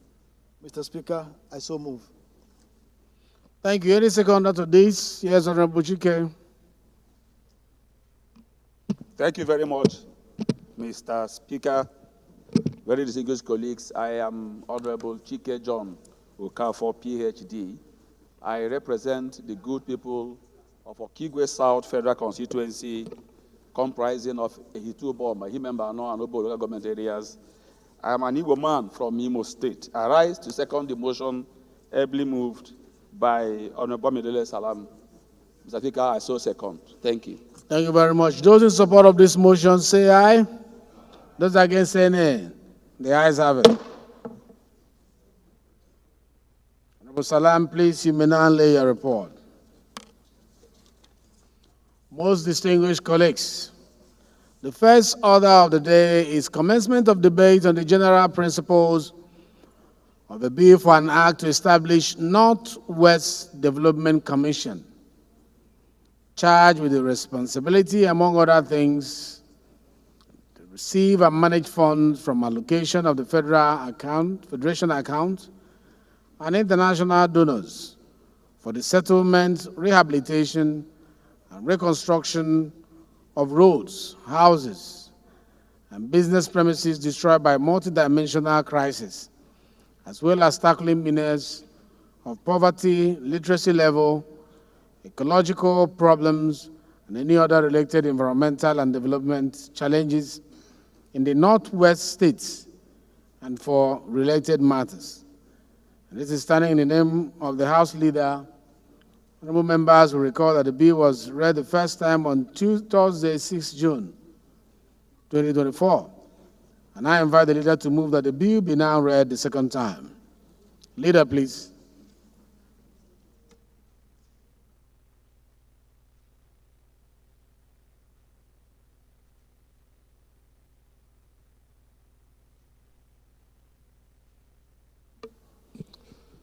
Mr. Speaker, I rise, Professor Julius Yonvere Owen, Owen Federal Constituency, Edo State.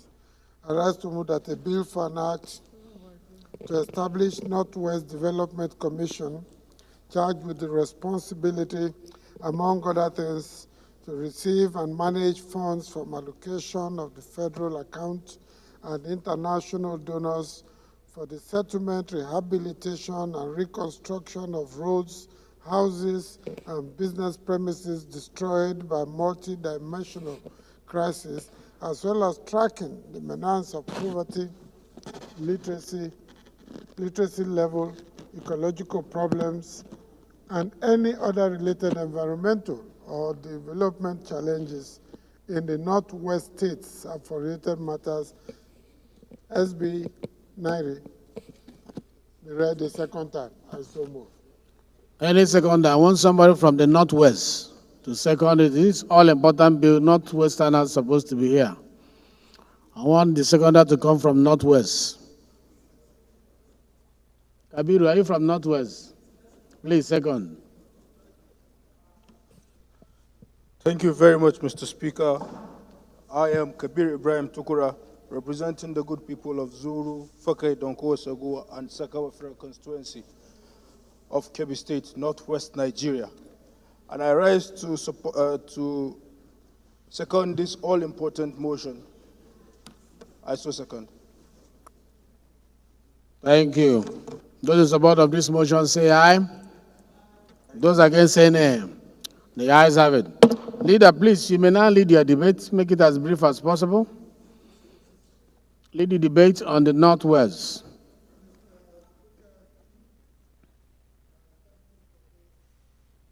Opportunity. The document, the title of the bill is more or less self-explanatory about the devastations, the dislocations, and the distortions that is taking place in the Northwest, and the need for an agency that is focused on the promotion of growth, development, research, and in addressing the specificity of the zone, which cannot be captured in an omnibus national developmental strategy. So this idea of this commission is to enable us bring down the whole broad developmental goals that you find in the national developmental objectives to a zone in order to do some kind of micro response to the issues of poverty, of literacy, of environmental abuse, and so on and so forth. Thank you, Mr. Speaker. Thank you very much. I like it when a bill that has to do with the North is being defended and led by those from the South. That's the beauty of Nigeria. That's what Nigeria. I want to hear from you. Thank you, Mr. Speaker, honorable colleagues. Ameja Hababa is my name. I represent Chibok, Dambua, and Goza Federal Constituency. I'm from Northeast sub-region of this country. Mr. Speaker, permit me to start by commending the leader of the House, a true Nigerian and one of the famous academicians in this country, for bringing this bill and debating upon it, presiding over the debate upon it. Mr. Speaker, honorable members, by population projection, by 2050, Nigeria's population is going to be 440 million, and that is going to place Nigeria third most populous country in the world. And these 440 million, 75% of them, by projection scientifically, are going to live in the northern part of this country, substantially in the northwest. Mr. Speaker, honorable members, we are all aware, northwest sub-region constitute a very strategic region, not only to Nigeria, but to West African subcontinent, because of the current multidimensional crisis. A lot of economic activities, constituted authorities, public institutions, to mention but a few, are more or less reduced to ashes and rubbles. There is a need for these institutions to be restored accordingly so that Northwest will continue to prosper. Lastly, I want to call on our members, the entire Nigerian members of House of Representatives, to support this bill and give it its expedited process. Honorable Jimmy Benson, approach the chair, please. That is my contribution. Thank you, sir. Thank you very much. I think it's very straight to the point. In the spirit of what we are doing generally now, we did Southeast, we also did Southwest. There's a need for this Senate bill. It's coming from the Senate for the Northwest for us to also consider. So I'll just put the question instead of us dragging it. Those in support of this motion say aye. Those against say nay. The ayes have it. Clerk, please read the long title of the bill. Right Honorable Speaker, honorable members. A bill for an act to establish Northwest Development Commission charged with the responsibility, among other things, to receive and manage funds from the allocation of the Federation account and international donors for the settlement, rehabilitation, and reconstruction of roads, houses, and business premises destroyed by multidimensional crisis, as well as tackling menace of poverty, literacy level, ecological problems, and any other related environmental or development challenges in the Northwest states, and for related matters. Second reading.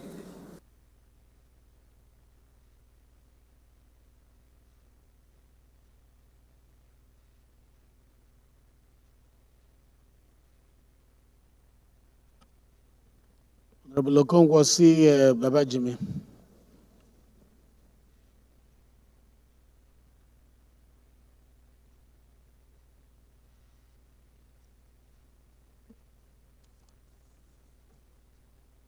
This bill is referred to Committee of the Whole. The second order of the day is commencement of debate on the general principles of a bill for an act to establish National Safety Regulation Board and for related matters, standing in the name of Honorable Tajuddin Abbas and Honorable Suleiman Abubakar Gumi. Honorable members will recall that the bill was read the first time Wednesday, 8 May 2024. And I invite Honorable Gumi, on behalf of the Speaker, to move that the bill be now read the second time. Honorable Gumi, please. Gumi. Thank you very much, Mr. Speaker, honorable colleagues. I am Dr. Suleiman Abubakar Gumi. I represent the good people of Gumi, Bukuyum Federal Constituency from Zamfara State. I rise to present a bill for an act to establish National Safety Regulatory Board and for related matters, HB 1377, to be read the second time. I so move. Any seconder to this bill? Yes. Thank you, Mr. Speaker. I am Honorable Barrister Harrison Anoze Wadike. I represent the good people of Isu, Njaba Unkwere Wangele Federal Constituency. Mr. Speaker, I'm from Imo State. I arise to second the motion for the bill ably moved by my chairman, Honorable Gumi. I so second. Thank you very much. Those in support of this motion say aye. Those against say nay. The ayes have it. Please lead your debate and make it brief. Okay, thank you very much, Mr. Speaker, honorable colleagues.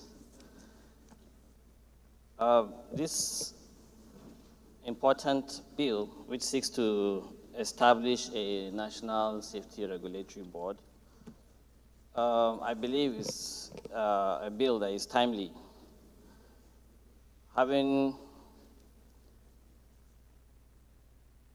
Nigeria having so many regulatory boards shows how the commitment of Nigeria to safety.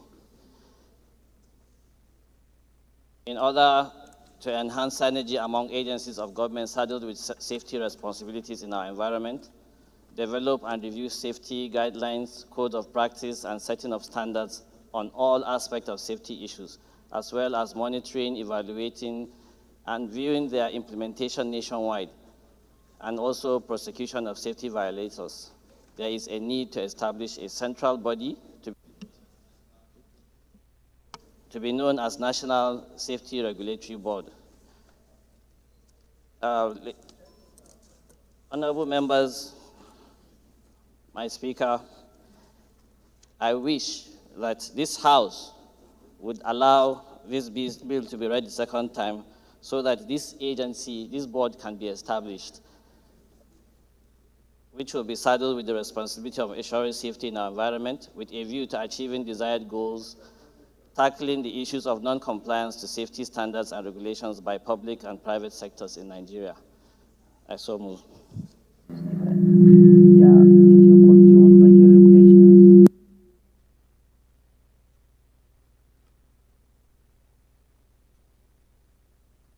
Yeah, I put the question. Those in support of this motion say aye.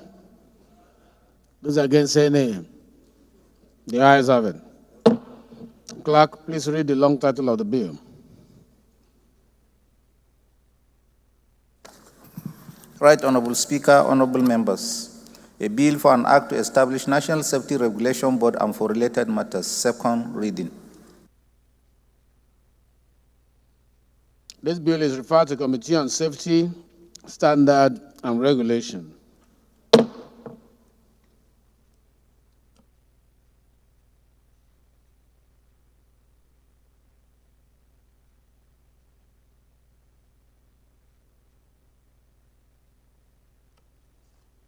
Most distinguished colleagues, the third order of the day is commencement of debate on the general principle of a bill for an act to repeal the Trade Disputes, Essential Services Act, Cap T9, Law of Federation of Nigeria, 2004, and enact Trade Disputes Bill to conform to the Constitution of the Federal Republic of Nigeria, 1999. For related matters, standing in the names of Honorable Julius Ihomvere, Honorable Paul Sunday Namchi. Honorable members will recall that the bill was read the first time Wednesday, 31st October 2023. And I invite Honorable Namchi to move that the bill be now read the second time. Honorable Namchi is not in the house. He's in the house. Okay, go ahead. Make it brief, please. Move. Okay. Mr. Speaker, I rise up. My name is Honorable Professor Paul Sunday Namchi. Mr. Speaker, I rise up to move the motion that the bill for a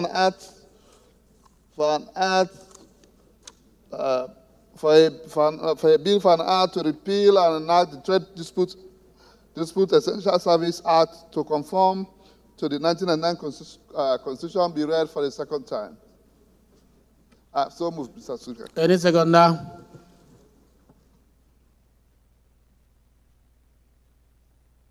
Umogo, the man behind you, my friend. Umogo, no, beside you. Please, second. been raising your hand since. Thank you, Mr. Speaker, honorable colleagues.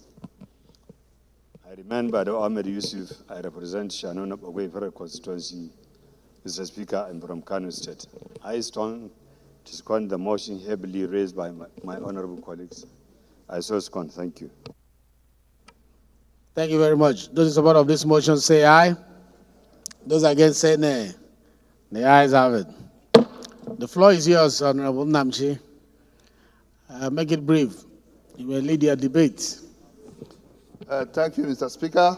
Honorable colleagues, I thank you for the honor and privilege to lead the debate on the bill which seeks to repeal and reenact the Trade Disputes Act, Cap 239 laws of the Federation 2024, and enact them to conform to the spirit and letters of the 1999 Constitution as amended. Mr. Speaker, the background of this Extant Act, which we seek to amend, is a decree number 23 of 1975, which became operative on May 21, 1976. It is by the virtue of the section 315 of the 1999 Constitution, with amendments that upheld them as existing laws, that these 48-year-old military decree and other colonial ordinances automatically on wholesale basis transformed into Act of the National Assembly. Mr. Speaker, we currently operate a presidential constitution that is anchored on the universal democratic principle of separation of power and allied principles of checks and balances, as well as rule of law, which empower the judiciary to advocate and resolve trade disputes and others. The bill, Mr. Speaker, which consists of 5 clauses, aims to provide remedies for acts intended to cause economic disruption in essential services, grants special authority to refer disputes to an industrial administration panel for resolution, and suspend Section 41 and 42 of the Trade Disputes Act while this act is in force.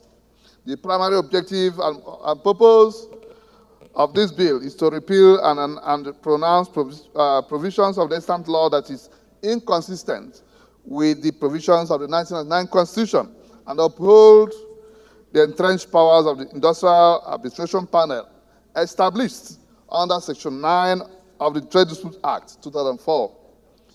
In conclusion, the bill appreciates the utmost importance of essential services as an integral component of our public administration that covers the entire tiers of the government. Therefore, it becomes an issue of utmost and urgent national importance to all of us to repeal the inconsistent provision of the Act, of the Extant Act, and enact same in tandem with our democratic realities and rule of law. This bill is simple, direct, and unambiguous, without any financial implications. I hereby thank and urge you, my fellow colleagues, to support its second reading. I so move, Mr. Speaker. Thank you.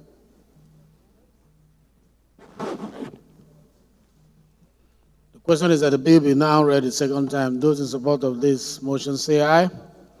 Those against say nay. The ayes have it.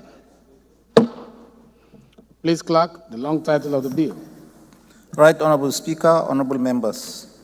A bill for an act to repeal the Trade Dispute Essential Services Act, Cap T9 laws of the Federation of Nigeria 2004, and enact the Trade Disputes Bill to conform to the Constitution of the Federal Republic of Nigeria 1999 and for related matters. Second reading.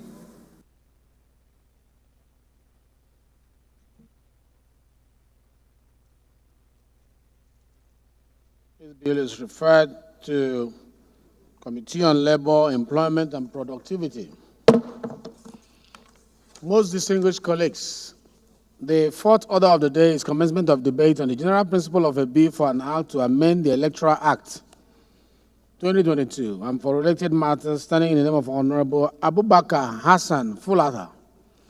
Honorable members will recall that the bill was read the first time on Thursday, 23rd May 2024. And I invite Honorable Fulata to move that the bill be now read the second time. Honorable Fulata, please.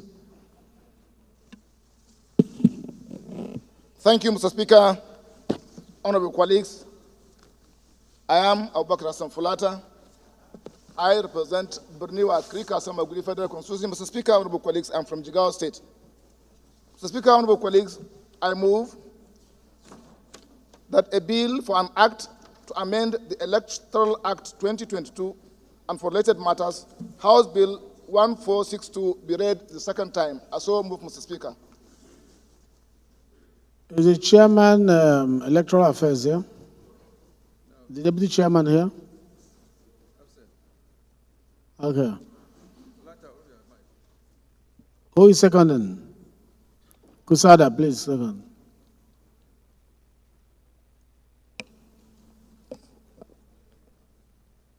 Mr. Speaker, distinguished honorable colleagues, I am Abubakar Yahya Kusada.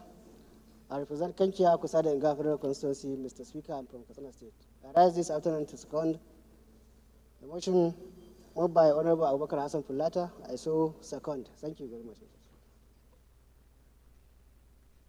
Okay, those in support of this motion say aye. Those against say nay. The ayes have it. Please, you may lead your debate. But make Thank it brief. you, Mr. Speaker, honorable colleagues. This bill seeks to amend sections 51, subsection 2, and the deletion of section 51, subsection 3, subsection 4, and section 84, subsection 8. Section 51 of the Act is amended by deleting the existing subsection 2 and inserting a new section 2 after subsection 1 as follows. Where the number of votes cast at an election in any polling unit exceeds the number of accredited voters in that polling unit, the presiding officer shall deduct the number of excess votes across all political parties in that polling unit, and the presiding officer shall be prosecuted in accordance with the provisions of Section 145 of this Act, and if found guilty, shall be sentenced to a period of 6 months imprisonment or a fine of 2 million, or both. Mr. Speaker, honorable colleagues, if above amendment is accepted, then there will be no basis for Section 51, subsection 3, and 51(4), and therefore should be completely deleted from the Act.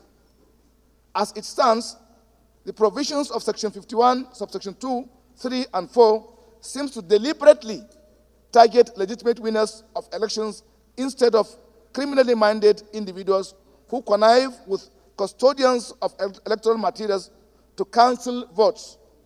Even if it is presumed that the individual who added the votes are not known, certainly the winner of the election in that particular unit or his agents cannot be party to a deliberate act that would invalidate their votes. So, Speaker, honorable colleagues, most of the times, candidates target strongholds of their opponents, leveraging on the provision of this section to add 1 or 2 votes or more to discredit the outcomes of the elections in those polling units, to create advantage for the losers, thus deducting 1 or 2 votes from the votes of all candidates across the political parties will not dramatically change the outcome of those electoral contests. Equally important, Mr. Speaker, is the need to punish the presiding officers who allow themselves to be used to perpetrate fraud and injustice. As custodians of electoral materials, this clause is needed for the purpose of deterrence.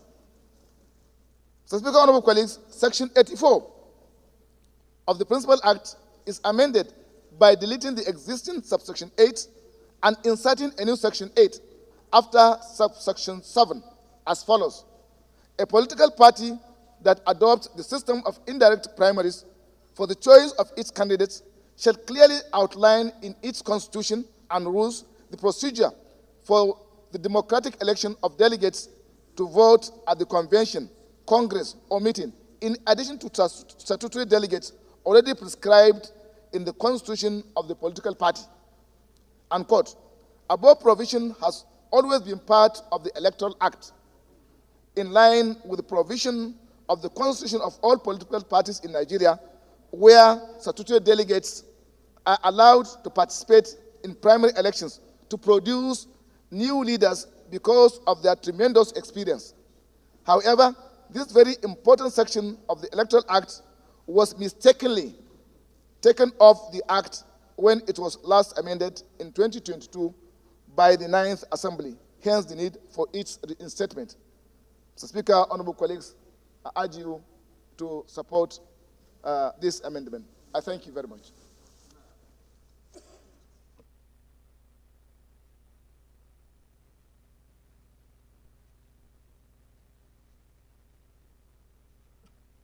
The number of hands going up is expected because it affects all of us.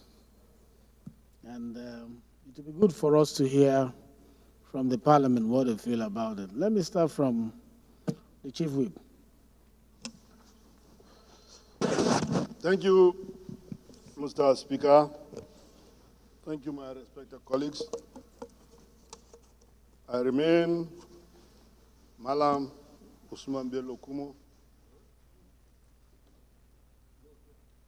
Did you say Malam? Did you say Malam? I consciously and deliberately say Malam.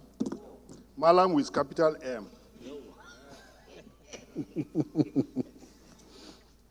Member representing Ako Federal Constituency, I'm from Gombe State. Mr. Speaker, as students of politics, this is one bill that needs the support of all of us. Reason being that where we are unable to get the foundation, we may probably not get it correct. Putting our electoral laws in the proper perspective to be in tandem with the global practice is what may likely save this country and put us on the right track. In the 9th Assembly, when we are amending the Electoral Act, like he rightly mentioned, we mistakenly overlook and delete the provisions that technically take of all of us out of participation in the primaries as statutory delegates. I think if this bill is supported by all of us, God's willing will enhance and strengthen the electoral process, which by the way, when we have the electoral process correct, it will give birth to a democratically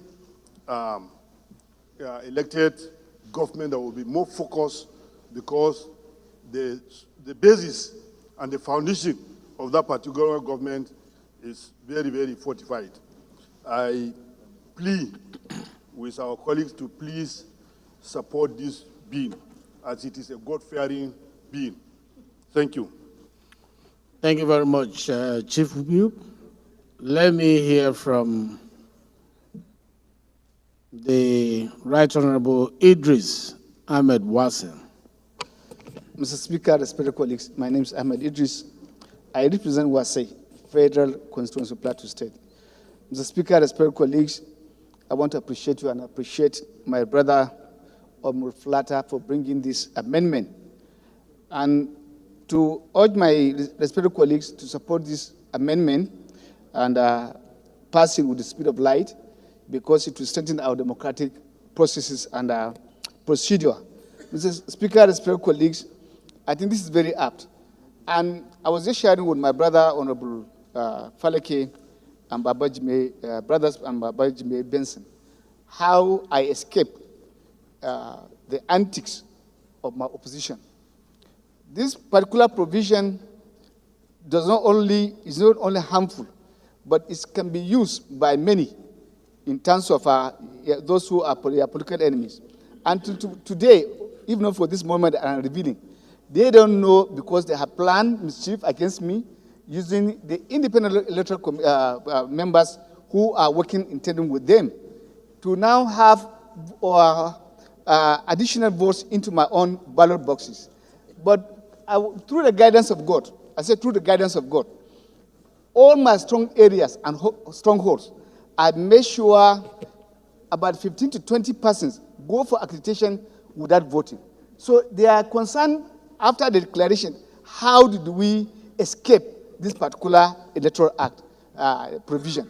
And I want to believe that we have to do the cure.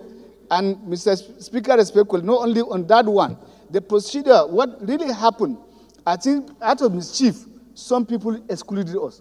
But the electoral act at that time did not exclude National Assembly members, but they termed it as unambiguous. And that's why, and that's why we need now to cure this one so that it will be explicitly clear as to procedure and on conducting primaries. I think nowhere in this world you will have National Assembly members out of the delegation of their own party. It's never done anywhere in any democratic dispensation. And that's why I support and I urge our colleagues to support. We still need to go further, sir. The judgment that was given, I did mention in Kano, is something else that should be of concern, where the Supreme Court ruled that so long you have ballot papers, stamp and sign, stamp and even ballot papers and owned by the electoral agency, it has been counted. That is one very serious judgment against democratic dispensation. And anybody who mean well for democracy will know which that, because you are opening room for electoral malpractices. Thank you very much, Honorable Latta. We'll go again, we'll work in progress.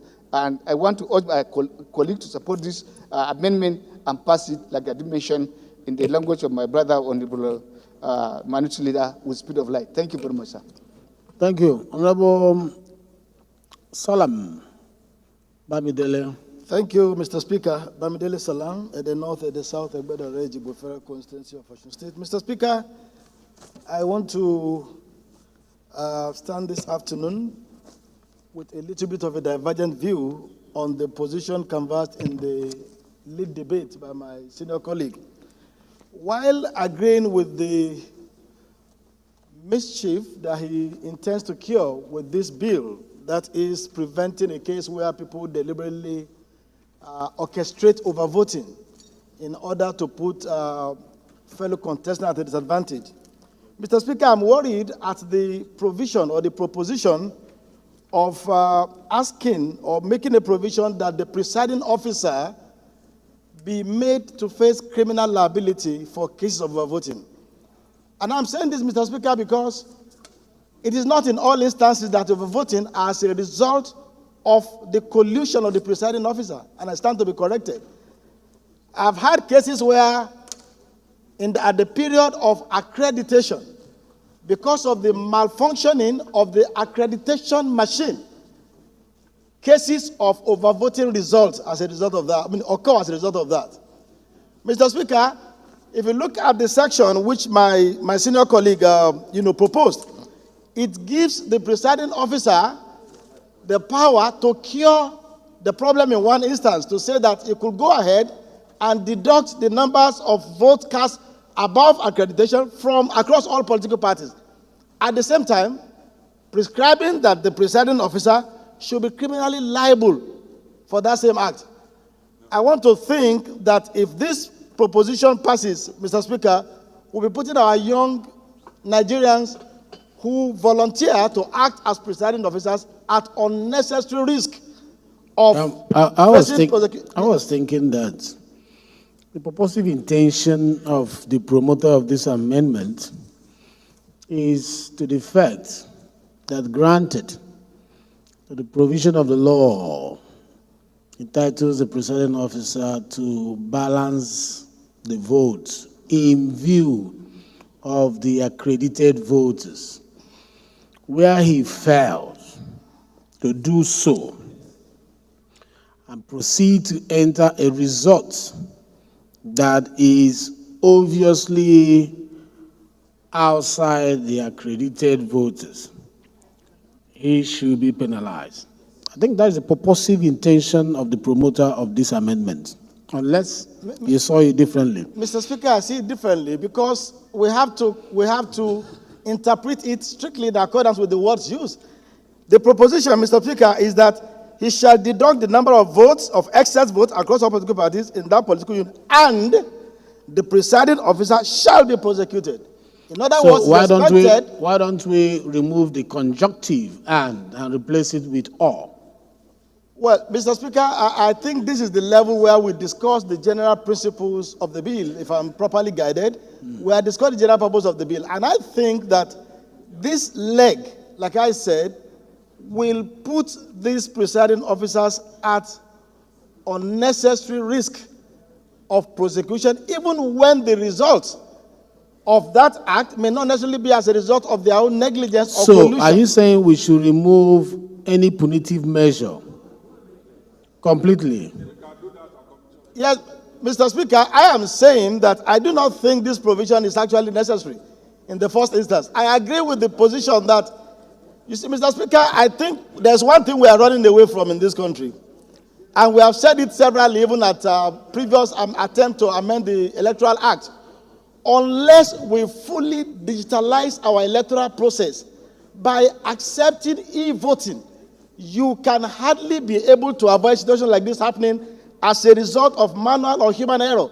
And as long as those processes are still as crude as they are, I think it will be very wrong for us to seek to criminalize somebody unless there is an indication that that is as a result of the person's negligence or collusion with certain elements to occasion the overvoting. That's my position, Mr. Speaker. Thank you, Honorable Bamidele. But you know, computation of results is not aeronautic science. Number voted against number accredited. And that is the core function of a presiding officer. So if you have accredited number of voters 10, and the result received is reading 12, you are bound to cross-check with the accredited voters register, which says 10. And if 12 is coming in, you query the extra 2. I think this law is trying to say where you ignore it and move ahead to enter 12, whereas the accreditation is 10, you should be punished. That is to deter people from, giving us frivolous results. Because what happened is that some presiding officers are energized to just write the result. Just write it, whether or not it is in conformity with the voters register and the accredited voter. Just write it. We'll defend it later on. Just amount it. So if the presiding officers now know that there are consequences against them as a person occupying that position, as at when the result was collated, they will be deterred from doing garbage in, garbage out without cross-checking. But I want more people to look into this, and then Minority Leader, you want to say something? But before you, Minority Leader, let me hear from Maki. Honorable Maki. Honorable Maki. Thank you, Mr. Speaker, my honorable colleagues. I'm Abubakar Maki Elleman. Thank you, Mr. Speaker. You have already said it all. I try to draw our attention. We are announcing ad hoc committee membership at the end of the sitting, please. Since the bill is at second reading, it will go to public hearing. So from there, when we come to the committee of the whole, we'll do all the needful and see that this amendment has get the light of the day. Thank you. Thank you very much, Mr. Speaker. Yes, Jaha. Make it brief, Jaha. Yes, Mr. Speaker, honorable members, I just want to emphasize on the second part of the amendment proposed by Honorable Plata.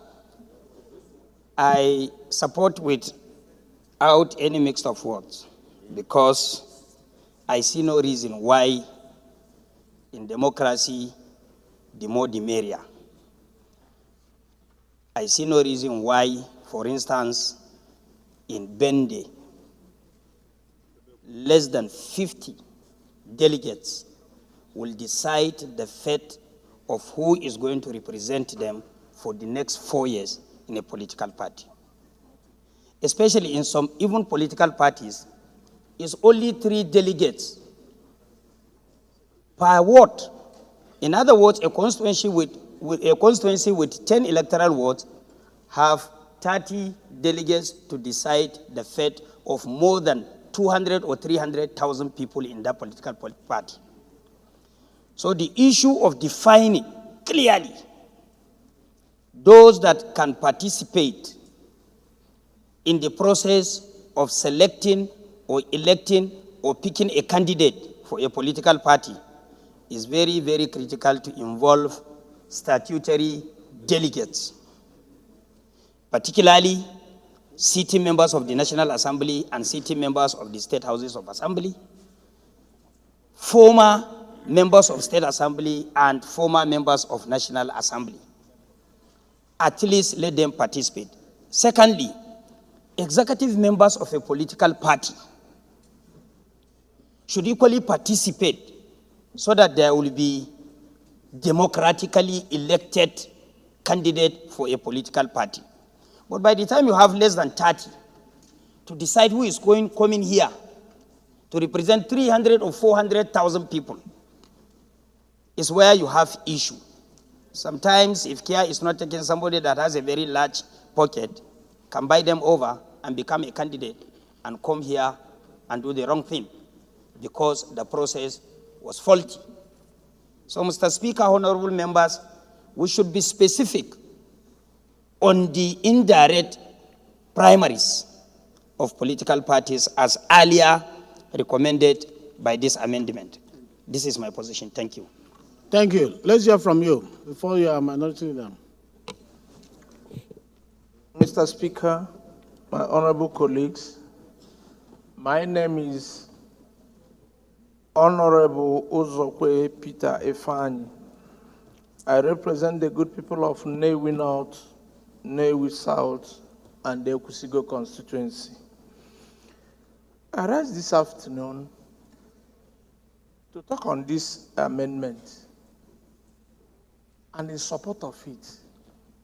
Have we thought that accreditation and voting, they go simultaneously?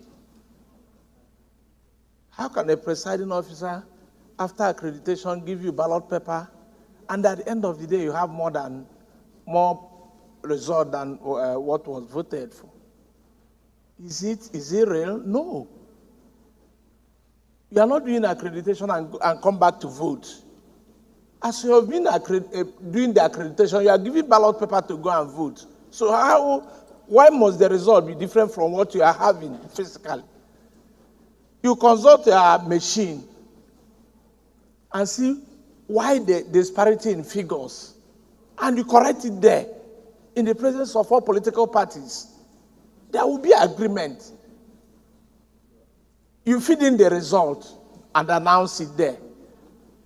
So I don't see why this amendment will not fly. Let us leave the amendment to fly. At least when we are working, we see what we are working for. Okay. Thank you very much. Finally, minority leader, please. Thank you, Mr. Speaker, my dear colleagues.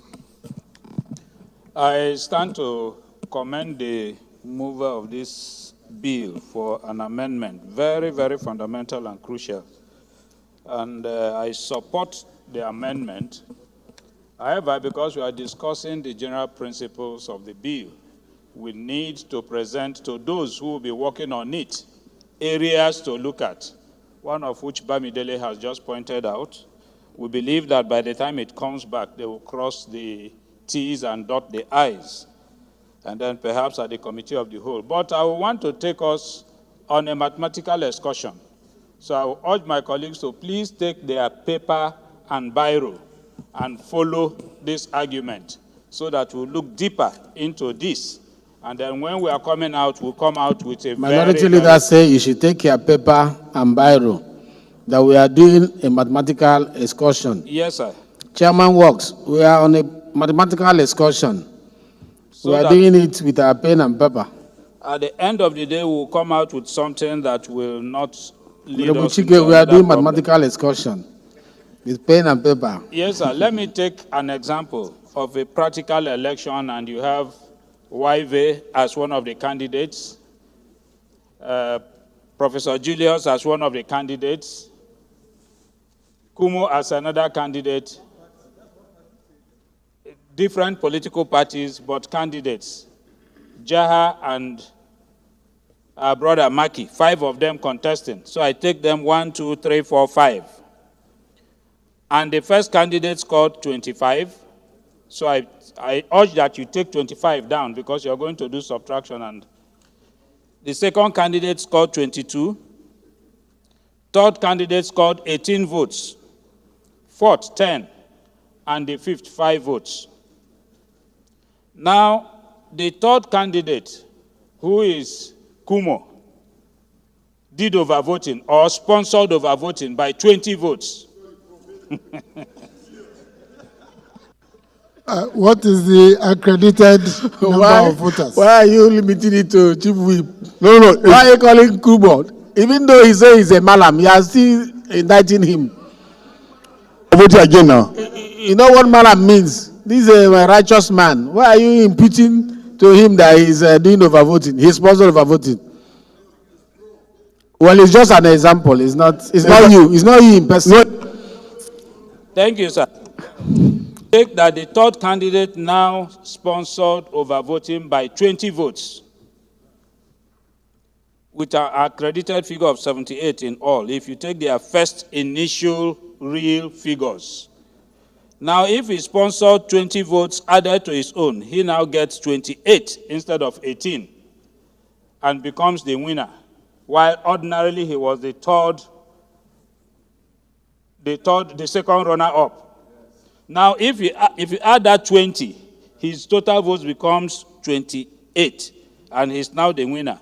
This law, the amendment is saying that we should now deduct across board that excess 20 votes from all the political parties. Now, if we deduct across board the 20 votes, we are deducting 4 votes from each person. So deduct 4 from each person, his 28 becomes 24. He still wins. So in essence, there is something we still need to look at, to tweak a little bit for us to get it right, because somebody can still commit this crime of overvoting, and by the amendment we are making, he will still be declared the winner, depending on the margin of overvoting. So, whilst I support the amendment because it is tended towards curing a lacuna in the present law, but I will urge that as we go to public hearing, to committee stage, that these lacunas should be looked at critically, and then a proper solution be produced for us to cure it and cure it permanently. Thank you. I think there's a general consensus that we need these amendments. How to structure it is what is being proposed. Honorable Saddam Bamidele is in support of it and give ideas on what should be deleted, amended to tidy it up. The technical section on this bill is going to look into all this area, and also the mathematical excursion by the minority leader has also highlighted very key issues to be considered. I am sure that when this bill is allowed to migrate to the next level, some of these crossing of T's and dotting of I's will not be a challenge, since the Parliament is in support that this bill should progress. So I ask the question, those in support of this motion say aye. Those against say nay. The ayes have it. This bill is referred to committee. Oh yes, the clerk is, okay, you can do that. Read the long title of the bill, please. The Right Honorable Speaker, honorable members, a bill for an act to amend the Electoral Act 2022 and for related matters, second reading. This bill is referred to Committee on Electoral Matters. I must comment that I enjoyed the debate that just happened here, and that is what the Parliament does. We don't come and take anything hook, line, and sinker, we ventilate. And I pray that we'll have more time to deliberate on some of the issues that come before the Parliament. Unfortunately today, because of technical issues, we started slightly late before I took over. So we are going to rush to enable us meet up, please. Honorable colleagues, the fifth order of the day is commencement of debate on the general principle of the bill for an act to amend the National Tobacco Control Act to cure certain defects in the act, ensure its effective implementation in Nigeria, and address the lacuna that may be easily exploited by the tobacco industry in Nigeria, and impose stiffer penalties for smoking of tobacco in public places and for related matters. This is standing in the name of Honorable Pascal Abodike, Honorable Mansour Manu Soro, Honorable Usman Zana, and Honorable Aliu Garu. Honorable members will recall that the bill was consolidated on Thursday, 6th June 2024. And I invite Honorable Soro to move that the bill be now read a second time. Is he in the House? Mr. Speaker. Yes, Deputy Chairman. Mr. Speaker, distinguished colleagues, I am Honorable Isa Ambarura. I'm representing Ngwaraba Ilela from Sokoto State. Mr. Speaker, I urge up to take the League of the House to step down this motion as the mover or the movers are not in the chamber. Thank you, Mr. Speaker. This bill is stepped down by the leave of the House. The sixth order of the day is commencement of debate on the general principle of a bill for an act to amend the Federal College of Education Act, Cap F8, Laws of the Federation of Nigeria, 2004, to provide for establishment of Federal College of Education, Ijesha, Lagos State, and for related matters, standing in the name of Honorable Lanre Okunlola. Honorable members will recall that the bill was read the first time on Thursday, 27 July 2023. And I invite Honorable Okunlola to move that the bill be now read the second time. Thank you, Mr. Speaker. Honorable colleagues, my name is Architect Lanre Okunlola. I represent Surulere 2 Federal Constituency. I'm from Lagos State. Mr. Speaker, I move that a bill for an act to amend the Federal Colleges of Education Act, Cap F8, 2004, and related matters be read for the second time. I so move, Mr. Speaker. Any seconder? Kelechi Nwogu. Nwogu, not Nwogu, Nwogu. The right day, Honorable Speaker. I remain Kelechi Nwogu. I'm from Rivers State, the treasure base of the nation. I represent the people of Echie Omoma constituency. I stand to second the motion moved by my colleague. I so second. Those in support of this motion say aye. Those against say nay. The ayes have it. Please lead your debate. Make it very fast. It's a straightforward bill, please.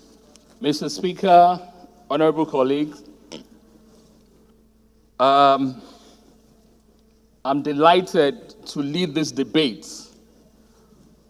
for a bill for an act to amend the Federal College of Education Act, Cap F8, LFN 2004, and for related matters. Mr. Speaker, the background of this is that the importance of education for our national progress and development is undeniable. You would note that the federal government policy on national education policy stipulates that creations of federal education centers across the country. In light of this, Mr. Speaker, I want to acknowledge that education is the bedrock of any society and in nation building. And in that light, educational system is hinged on the presence of developing and having well-trained educators who can effectively impact knowledge to our future generation. This underscores the critical need for a robust educational institution dedicated to nurturing fully qualified and well-equipped teachers capable of shaping the minds of tomorrow's leaders. Honorable colleagues, Mr. Speaker, I like to state that the need for a college of education in Ijesha is to promote and have good quality teaching experience, whereby we would have what it entails to have a good academic knowledge and coping with the quality that is expected of our students of today. In view of the pre-post-COVID era, the dynamics for which education is today has changed, and the need for us to have a diverse landscape in which our teachers are trained to impact that knowledge on us. Mr. Speaker, honorable colleagues, I ask that this establishment bill be supported, that the College of Education in Ijesha be established. And it's not just an amendment, it's an investment in the brighter future of all Nigerians. All right, thank you. Mr. Speaker, honorable colleague, I hope that you support this second reading. I so move, Mr. Speaker. Thank you. Thank you. Please, the question is that the bill be now read the second time. Those in support of it say aye. Those against say nay. The ayes have it. Clerk, please read the long title of the bill. Right Honorable Speaker, honorable members. A bill for an act to amend the Federal Colleges of Education Act, Cap F8 laws of the Federation of Nigeria 2004, provide for the establishment of Federal College of Education, Ijesha, Lagos State, and for related matters, second reading. This bill is referred to Committee on Federal Colleges of Education. The seventh order of the day is commencement of debate on the general principle of a bill for an act to establish the Federal College of Optometry, Idioku, Ahoida, West Oba, Egbema, Ndoni, River State, to provide for courses leading to the award of designated degrees, diplomas, and certificates in the optometry, ophthalmology, and related courses, and for related matters, standing in the name of Honorable Victor Obuzo Chukum Emele. Honorable members will record that the bill was consolidated on Thursday, 12 October 2023, and I invite Honorable Obuzo to move that the bill be now read the second time. Please make it brief. It's already 2 o'clock. We'll need to hasten. Thank you, Mr. Speaker. Honorable colleagues, my name is Victor Obuzo. I represent the people of Oda West, Oba, Egbema, Ndoni Federal Constituency. I'm from River State, and I'm also the chairman, Civil Society Organizations and Development Partners. Mr. Speaker, I come under Order 12, Rule 5, Sub 1, to move the motion that the bill for an act to establish the Federal College of Optometry in Odioku, Ahoda West, Oba, Egbema, Ndoni, River State, to provide for courses leading to the award of designated degrees, diplomas, and certificates in optometry, ophthalmology, and related courses, and for related matters, be read for the second time, Mr. Speaker. Any seconder? Yes, all the way from the back. Yeah. Thank you, Mr. Speaker. I remain Honorable Paul Ekpo once again, representing the people of Etinan, Nsedibom, and Surubium. I'm from Akwa Ibom State. I rise this afternoon to second the motion as ably moved by our dear colleague. Thank you very much, sir. Those in support of this motion say aye. Aye. Those against say nay. The ayes have it. So the establishment bill, just go 2 minutes, please. 2 minutes. Thank you, Mr. Speaker. I would use 2 minutes, Mr. Speaker. I wish to first of all state that one of the desires of any government is to have a population of healthy citizens. Mr. Speaker, let me go straight to the point, where I should, however, let my honorable colleagues understand that with a population of 200 million persons, estimated population in Nigeria, there are only 4,000 registered optometrists as at least the last count of 2023. Thus, the ratio of registered optometrists to one registered optometrist to 50,000 Nigerians. Too much. More so, 80% of the registered optometrists are in private practice. This number is sadly inadequate. It also portrays the poor state of the health sector with regards to care services. Mr. Speaker, sometime in Jos, a girl was sent to a school for the blind based on the notion that she was blind. Mr. Speaker, this young girl was just having a high level of myopia. In other words, due to the non-availability of enough optometrists to check 1 minute left. 1 minute left. Our people's health, eye health, Mr. Speaker, this lady was sent to the School of the Blind, and when the doctors from the Nigerian Optometrists Association actually carried out an outreach and checked the lady, they found out she was just having a high level of myopia.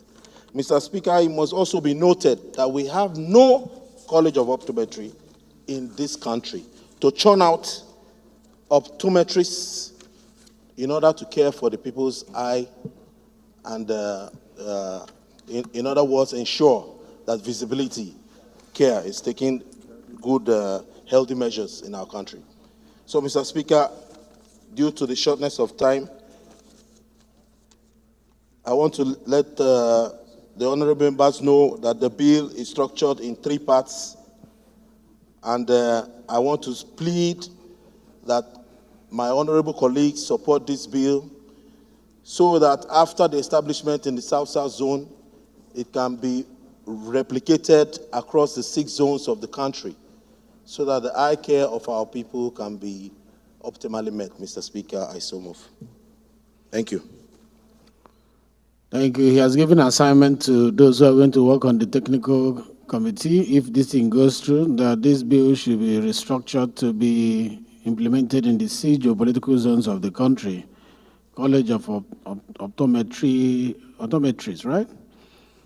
Yeah, optometry for all the 6 geopolitical zones. So that's an assignment.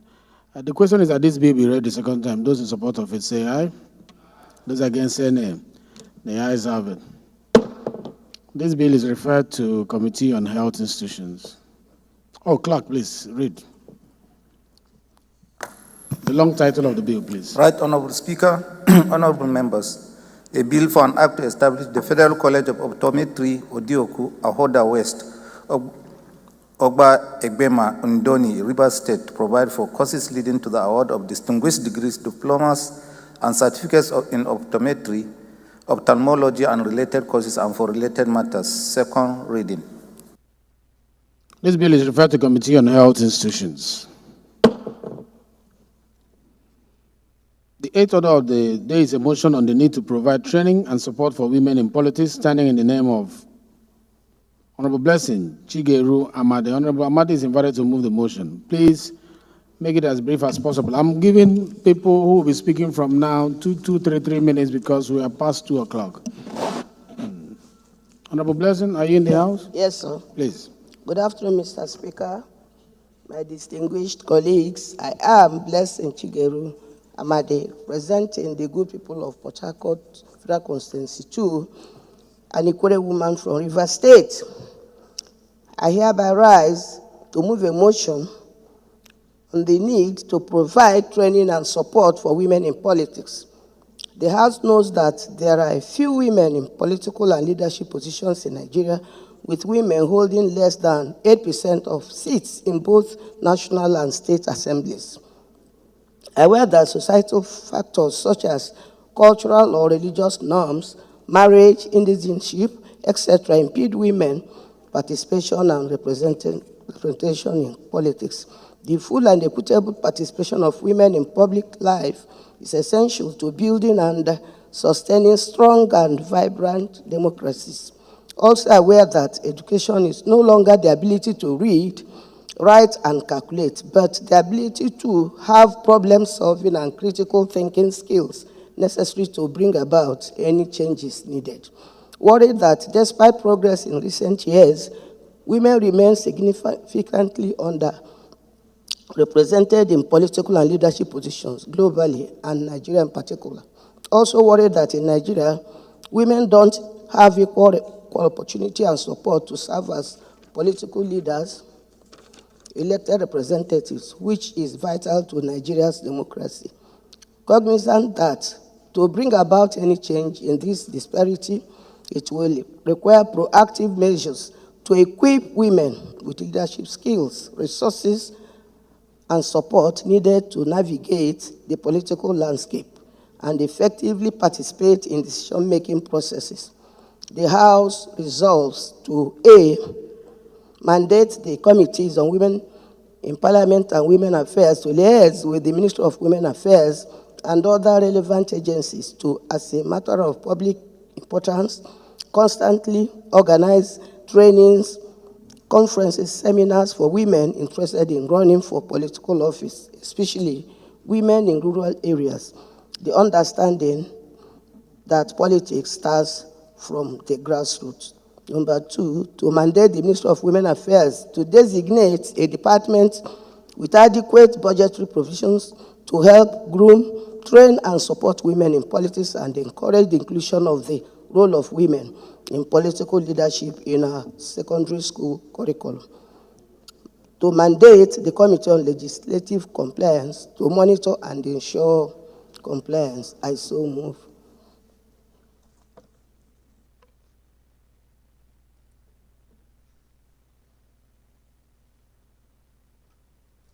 Thank you very much. Any seconder to this motion?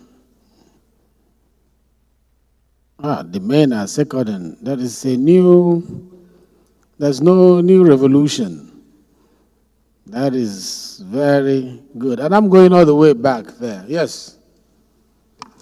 The backbencher, we must support you. Okay. No, go. You're in white. Thank you, Mr. Speaker.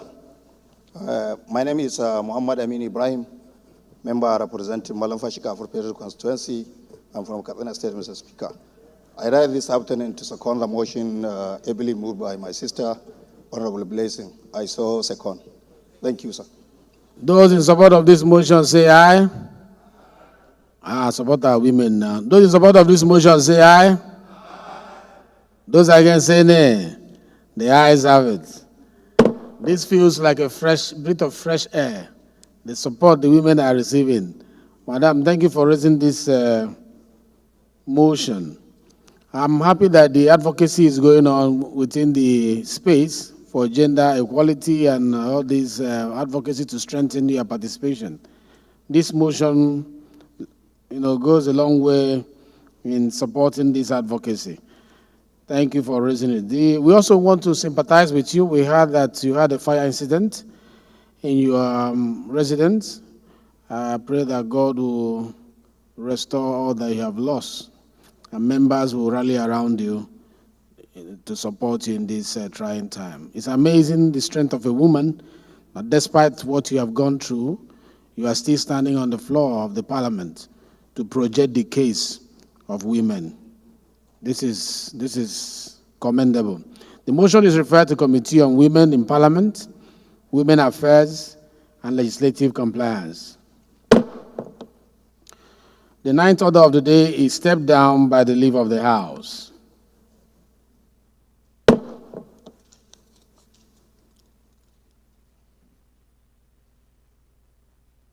No. This is not step down. Hindaro is here. Hindaro, you're here. Yes, please. Lead your motion, please. The ninth order of the day is the need to provide palliative to the victims of rainstorm disaster in Akoko North. Thank you, Mr. Speaker. Honorable colleagues, my name is Ifeoluwa Babajide Indero. As a disaster motion, we just want you the title and the prayers, please. Ifeoluwa Babajide Indero, member representing Akoko North East, Akoko Northwest Federal Constituency. I'm from Ondo State. Mr. Speaker, the House notes that Akoko North East Northwest Federal Constituency of Ondo State borders Kogi and Ekiti states in North Central and Southwest geopolitical zones of Nigeria. The House is informed that on 2nd April 2024, a very heavy rainstorm swept through many communities across the entire constituency, causing significant damage and disruption to the affected areas. The House is worried that over 60,000 constituents were displaced in Ogbagi Akoko, Yin Akoko, Oke Agbe Akoko, Ugbe Akoko, Ikare Akoko, causing widespread destruction and damage to homes, businesses, and public offices. The house is disturbed that the storm destroyed buildings while others had their roofs blown off, disrupting essential services like electricity and water supply, resulting in deplorable living conditions in affected communities. The House hereby resolves to 1. Urge National Emergency Management Agency to immediately send relief materials to the affected communities. 2. Also urge Niger Delta Development Commission and Federal Ministry of Humanitarian Affairs and Poverty Alleviation to provide palliative to the affected communities both on short, medium, and long-term basis. 3. House also mandates the Committee on Emergency and Disaster Preparedness to ensure that the National Emergency Management Agency, Federal Road Maintenance Agency distribute food and non-food materials to affected communities. Lastly, Mr. Speaker, the House also mandates the Committee on Poverty Alleviation to ensure compliance and report within 4 weeks for further legislative action. I so move, Mr. Speaker. Any seconder to this?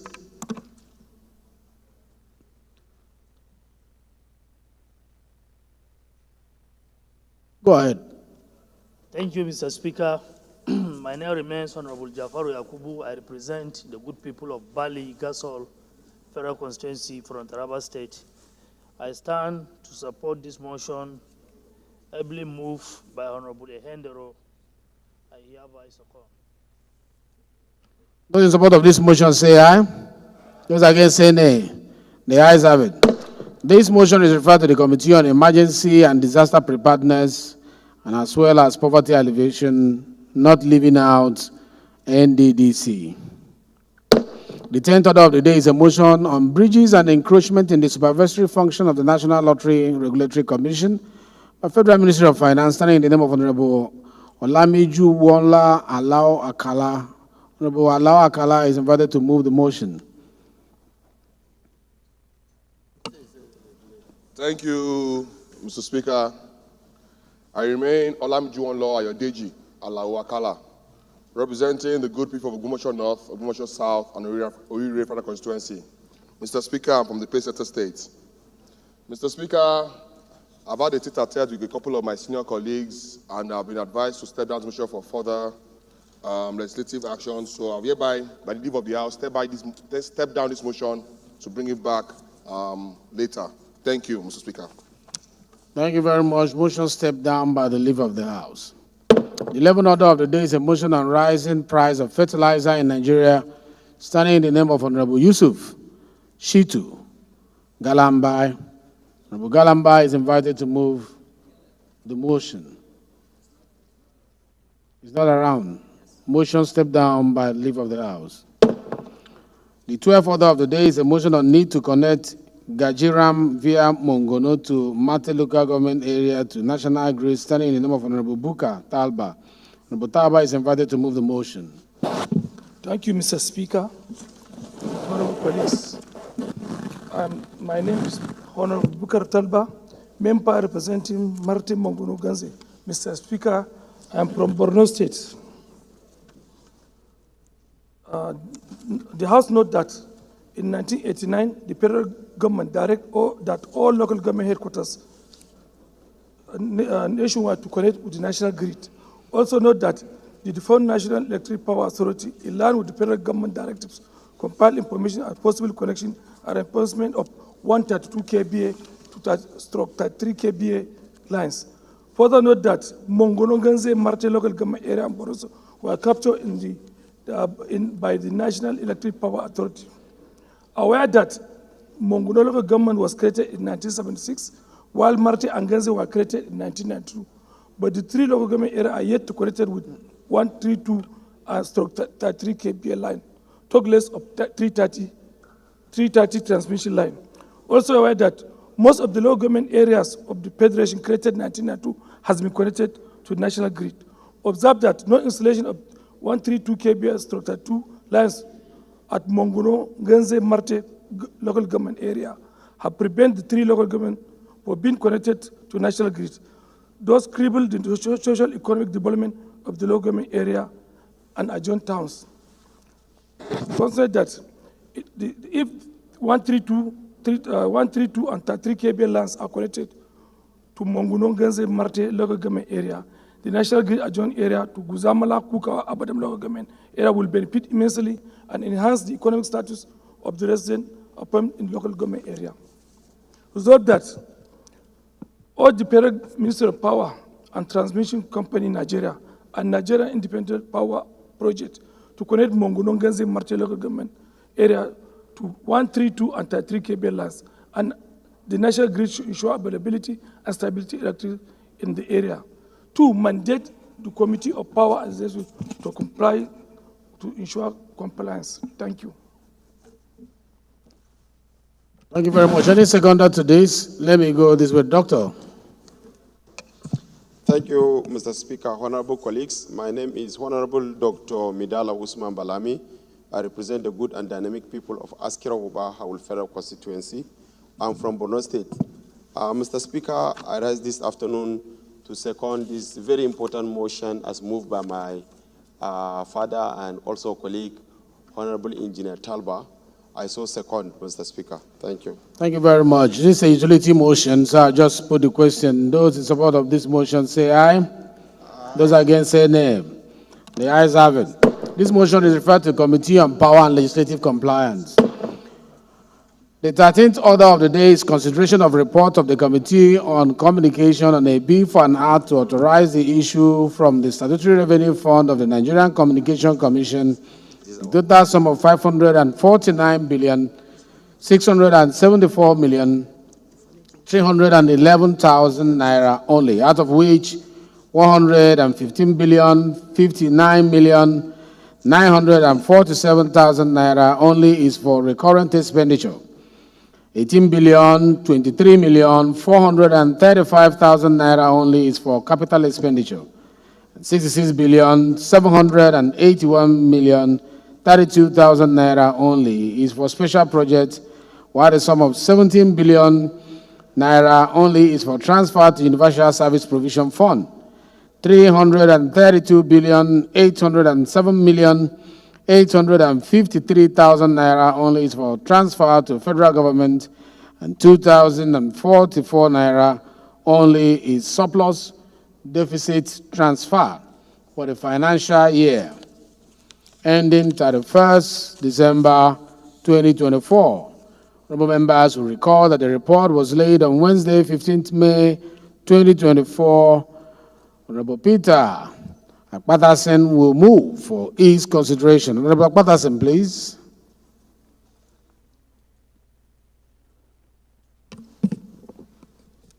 Mr. Speaker, distinguished colleagues, I'm Comrade Peter Ohiozuji Akpatasen, MNI. I represent the great people of Akoko Federal Constituency. Mr. Speaker, and my dear colleagues, I'm here to move for the consideration of the report of NCC. I so move, Mr. Speaker. Thank you. Any seconder? Yes, all the way from the back. Yes. Thank you, Mr. Speaker. Ibrahim Mohammed. I represent Nigerians through the good people of Benin, Kebbi, Kalgo, Bunza Federal Constituency. I am from Kebbi State. I rise to second the motion ably moved by my colleague, Honorable Apatasen, MNI. I so second, Mr. Speaker. Thank you. Those in support of this motion say aye. Those against say nay. The ayes have it.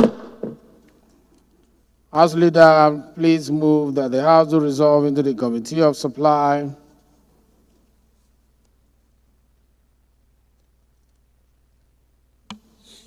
Mr. Speaker, Professor Julius Hovere, ON, DSSRS, I rise to move that the House to resolve into Committee of Supply in order to consider the result as presented.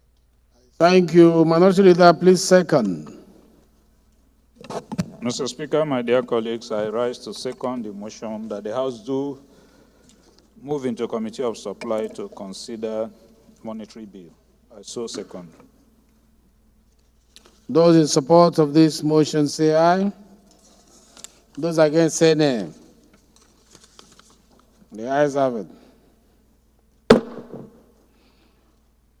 Leader, because we want to consider, we want to handle both the Committee of Supply and Committee of the Whole at the same time to save time.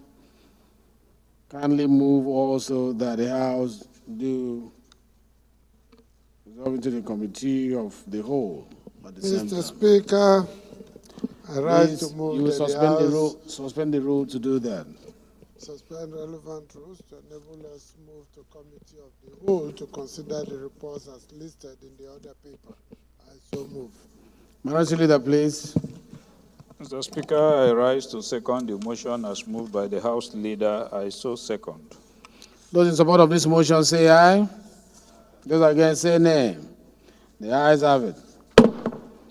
The House hereby resolved into the Committee of Supply as well as Committee of the Whole, having waived the relevant rules.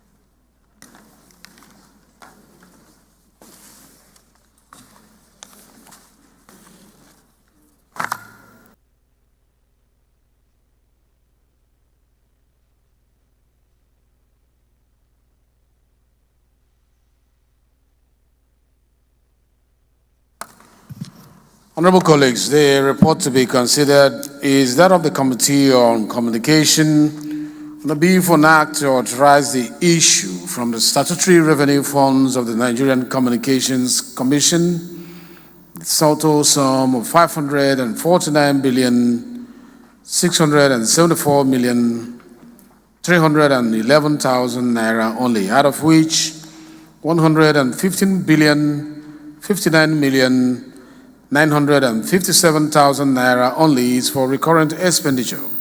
18,023,435,000 naira only for capital expenditure.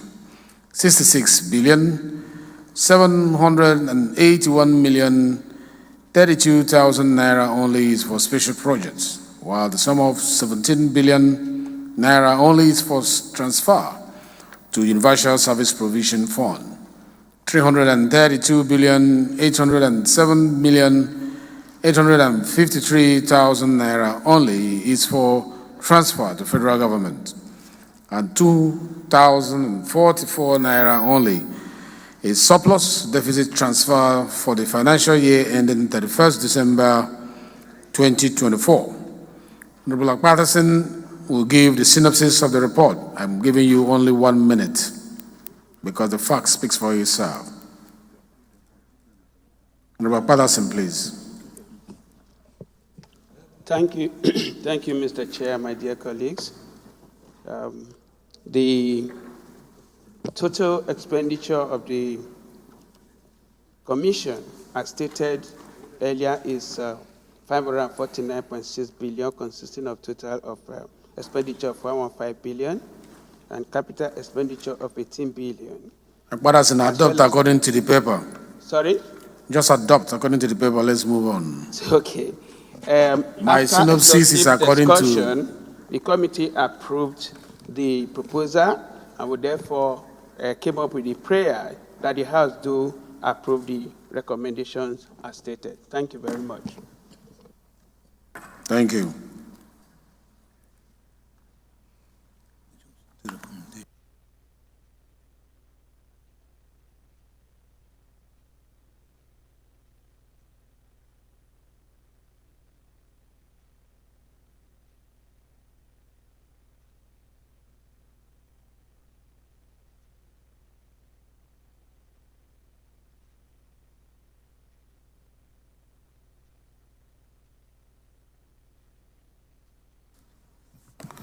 The question is that the recommendation of the reports be made part of the document. Those in support of that say aye. Or you say recommendation carried. Recommendation? Shadows? Long title?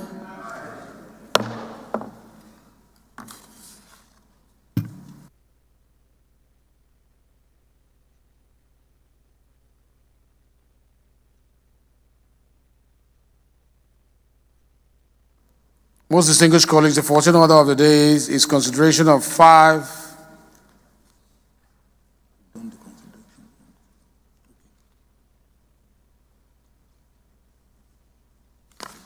They are listed as number 14.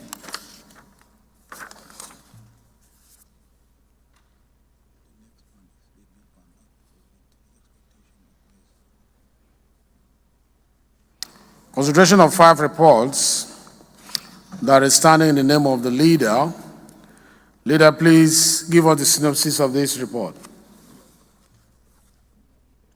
Mr. Speaker. We're handling supply and the whole at the same time. That was why we waived our rule. Clerk at table. Professor Julius Ihonvere, Owan Federal Constituency. Clerk at table, take note. We waive our rule to do supply and whole at the same time. So when we go up there, we'll do reports on supply and also the whole. So you don't get confused. Want to thank. Carried.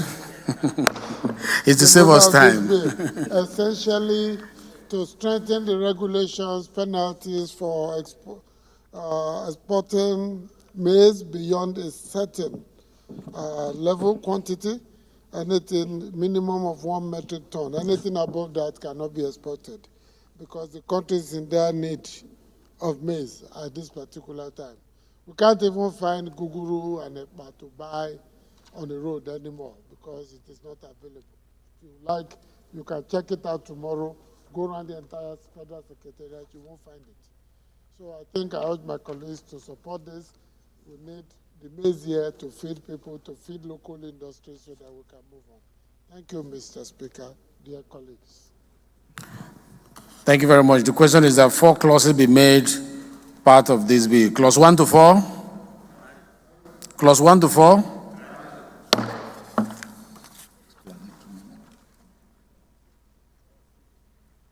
Explanatory memorandum?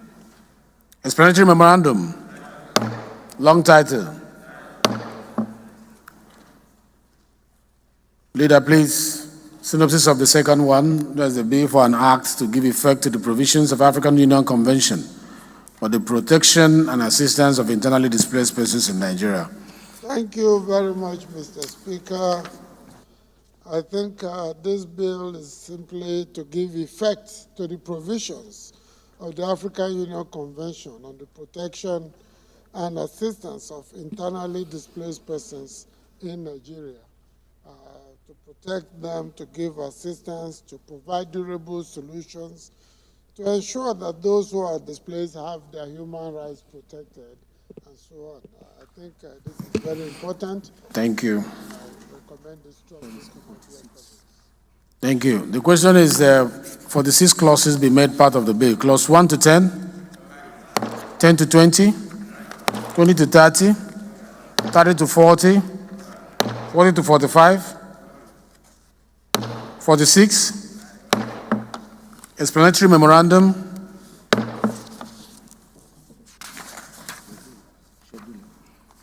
schedule, long title,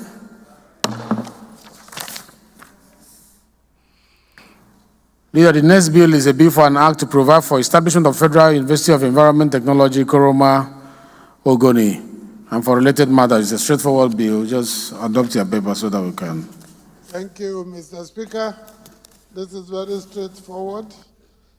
To produce people who would have studied environmental technology, environmental chemistry, and related disciplines as ecology, hydrochemistry, wastewater treatment, atmospheric chemistry, and environmental microbiology. These are technical areas that, if you look at other institutions, are very much neglected or don't exist.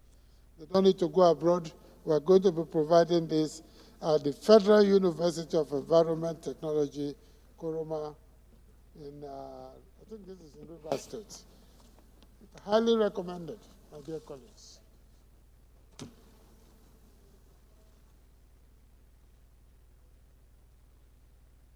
Honorable colleagues, the question is that 27 clauses be made part of the bill. Clause 1 to 10?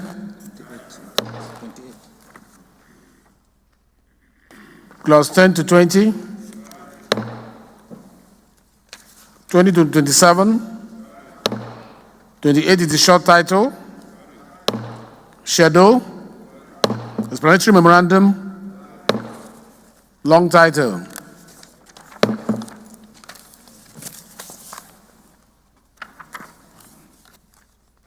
Leader, the next is a bill for an act to establish a South-South Development Commission charged with the responsibility to receive and manage funds from the Federation account, allocation and other resources, donation, grants, aids for the integration, development, resolution of infrastructural deficits, militancy, communal crisis, as well as tackle ecological environmental problems and other related matters. Leader.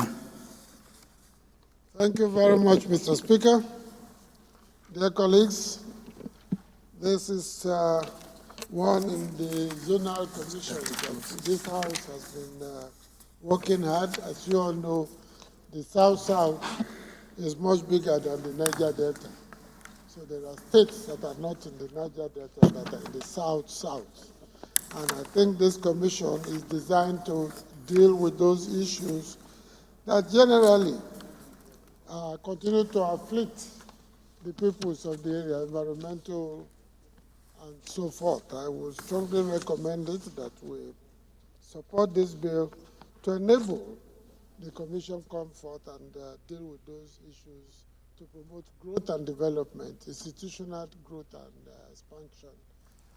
Thank you. The question is that attached clauses be made part of the bill. 1 to 15, 15 to 30. Schedule. Long title. Explanatory memorandum. Leader, in the same vein, a bill for an act to establish Northwest Development Commission charged with the responsibility, among other things, to receive and manage funds from allocation of Federation accounts and international donors for the settlement, rehabilitation, and reconstruction of roads, houses, and business premises destroyed by a multidimensional crisis, as well as tackling menace of poverty, literacy level, ecological problems, and any other related environmental or development challenges in the Northwest states, and for related matters. Leader. Thank you, Mr. Speaker. Dear colleagues, this is a commission that is long overdue. But I'm happy that it is coming up now. Better late than never. I think it is designed, as mentioned earlier, in the previous contribution, to promote holistic and sustainable development for the people. Thank you very much.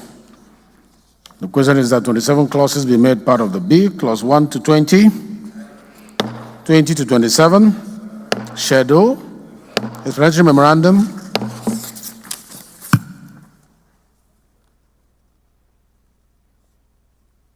The next is a report on committees on treaties, protocols, and agreements on the bill for an act to domesticate and enforce in Nigeria the International Convention Against Doping in Sports. Establish a Nigerian Anti-Doping Center to implement Nigerians' obligation to the World's Anti-Doping Code, international standard, and related matters. Leader, make it brief. Thank you. I will be brief. And I think history will remember this House for passing this today. Because if we don't do it, or we didn't, if we had not done it, by tomorrow, Nigeria will be taking, so Nigeria is already in court. The proceedings will start, and our people will not be allowed to participate in the next Olympics. So this is a very important bill to protect our athletes, provide training, provide exposure for treatment, counseling, and all kinds of mentorship for them. I think other countries have done it, we are signatories to it. This is just a domestication of a treaty that has been approved. Thank you, Your Excellency.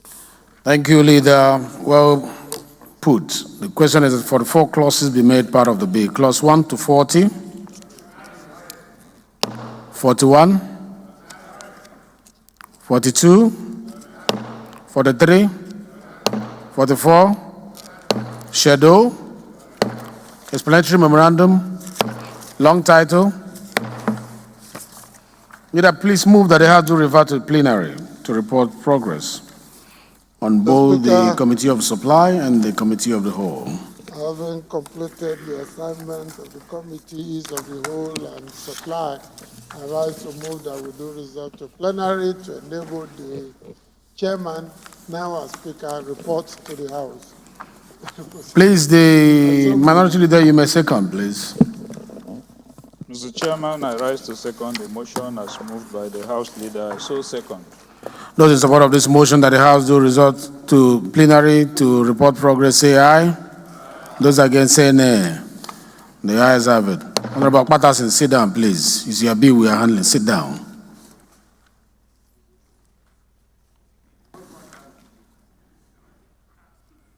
The House hereby resorts to plenary to report progress.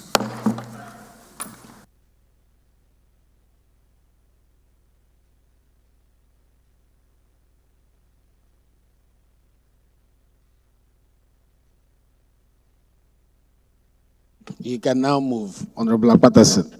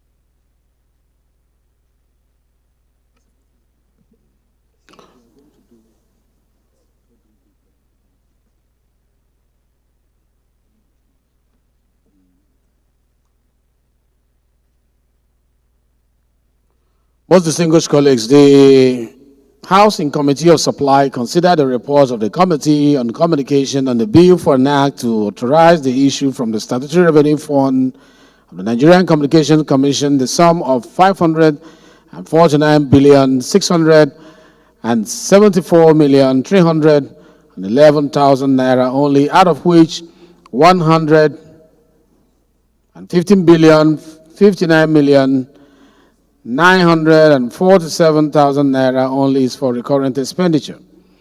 18,023,435,000 naira only is for capital expenditure. 66,781,032,000 naira only is for special projects, while the sum of 17 billion naira only is for transfer to Universal Service Provision Fund. 332,807,853,000 naira only is for transfer to federal government, and 2,044 naira only is surplus deficit transfer for the financial year ending 31st December 2024, and approve the recommendation of the report, the schedule, and the long title of the bill.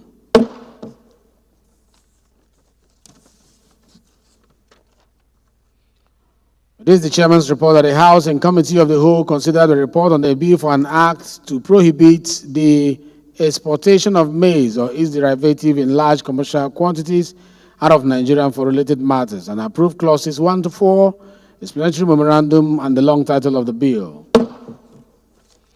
This is the Chairman's report as well that the House and Committee of the Whole considered the report on the bill for an act to provide for the domestication and enforcement of African Union Convention for the Protection and Assistance of Internally Displaced Persons and for related matters, and approve clauses 1 to 46, the schedules, explanatory memorandum, and the long title of the bill. It is the Chairman's report that the House and Committee of the Whole considered the report on the bill for an act to provide for establishment of Federal University of Environment Technology, Kuroma, Sa Benwa, Tai Ogoni, and for related matters, and approve clauses 1 to 28, the schedule, explanatory memorandum, and the long title of the bill.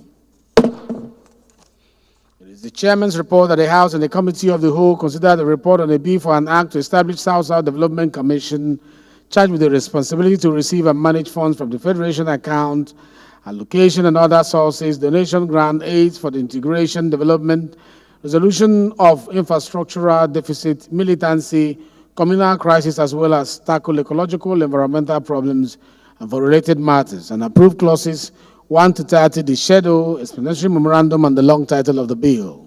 It is the chairman's report that the House and the Committee of the Whole consider the report on the bill for an act to establish the Northeast Development Commission, charged with the responsibility, among other things, to receive and manage funds from the allocation of the Federation account and international donors for the settlement, rehabilitation, and reconstruction of roads, houses, and the business premises destroyed by the multidimensional crisis, as well as tackling menace of poverty, literacy level, ecological problems, and any other related environmental and development challenges in the Northwest states, and for related matters, and approve clauses 1 to 27, the schedules, explanatory memorandum, and the long title of the bill.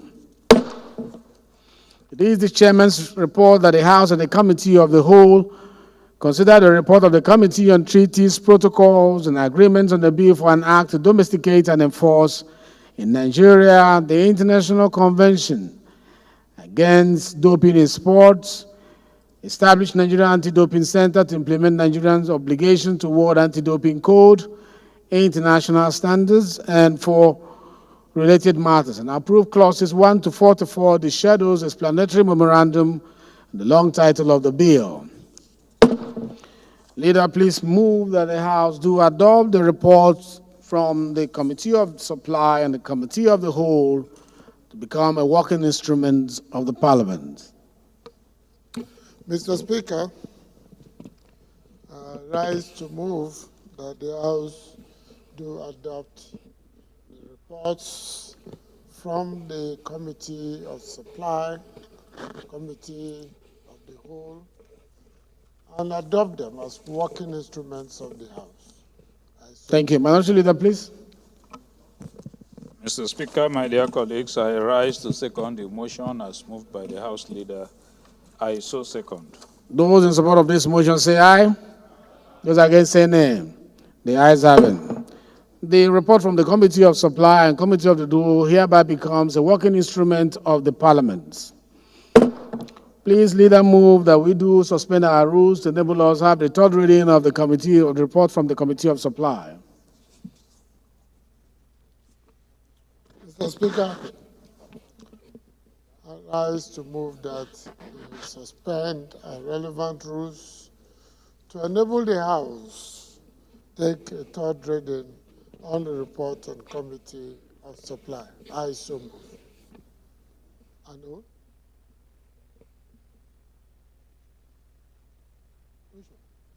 Please, Minority Leader, please. Mr. Speaker, I second the motion as moved by the House Leader. I so second. Those in support of the motion say aye. Those against say nay. The ayes have it. Please, clerk, give us the third reading of the bill. Right Honorable Speaker, honorable members. A bill for an act to authorize the issue from the statutory revenue fund of the Nigerian Communications Commission the total sum of 549,674,311,000 naira only, out of which 115,059,947,000 naira only is for the current expenditure. 18,023,435,000 naira only is for capital expenditure. 66,781,032,000 naira only is for special projects, while the sum of 17 billion naira only is for transfer to Universal Service Provision Fund. 332,807,853,000 naira only is for transfer to federal government, and 2,044 naira only is for surplus deficit transfers for the financial year 31st December 2024. Third reading. Bill read and passed. Leader, please, having waived our rule, also move for the third reading of the South-South Development Commission and Northwest Development Commission to be read the third time. Mr. Speaker, thank you so much for the beautiful report back to the House. I rise to move that the House to take the third reading on the report from the Committee of the Whole on the South Development Commission and the Northwest Development Commission. I so move. Please, can you read the long title of the bill on South Development Commission? Oh, seconder, please. Mr. Speaker, Madam I Leader, rise to please second the second. motion as moved by the House Leader. I so second. Yes, those in support of this motion say aye. Those against say nay. The ayes have it. Please, read the long title of the bills. One at a time, please. Not two of them at the same time.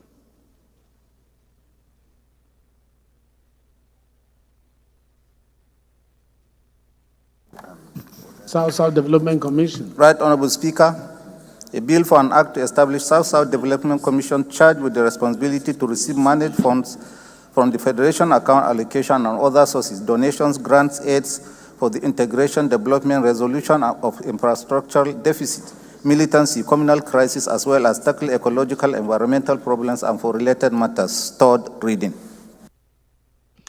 Bill read the third time and passed. Please read the long title of the bill on Northwest Development Commission. Right Honorable Speaker, honorable members, a bill for an act to establish Northwest Development Commission charged with the responsibility, among other things, receive and manage funds from allocation of the Federation account and international donors for the settlement, rehabilitation, and reconstruction of roads, houses, and business premises destroyed by multidimensional crisis, as well as tackling menace of poverty, literacy level, ecological problems, and other related environmental and development challenges in the Northwest states and for related matters. Third reading. Bill read and passed. Leader, please move that we suspend our rules to adopt the votes and proceedings of today.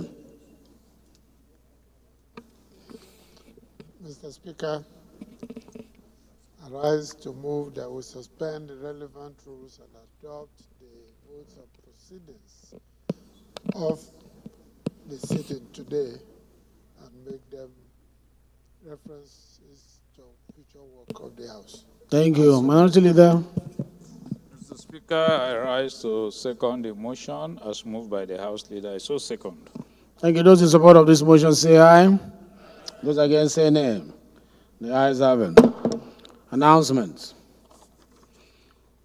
I heard committee to investigate the frequent closure of businesses in Nigeria and eventual exit from the country by Mrs. Kimberly Clark and several other business outfits and provide lasting solutions to the challenges. The membership of these committees are as follows: Honorable Oluwale Oke, Honorable Babajimi Benson, Honorable Solomon Bob, Honorable Manu Soro, Honorable Nabife Chinwe Clara, Deputy Chairman, Committee on Industry, Deputy Chairman, Committee on Special Duties, Deputy Chairman, Committee on Science and Tech, Deputy Chairman, Committee on Agri Services, Honorable Abdurrahman Ajiya, Honorable Karim Abisogun, Honorable Patrick Umar, Honorable Odiano Sen Okoje, Honorable Paul Namchi, Honorable Abubakar Fulata, Honorable Yusuf Miga, Honorable Okonkwo Uche. The chairman of this committee will be Honorable Kayode Akiolu. You are expected to report back to us in 4 weeks, not 6 weeks.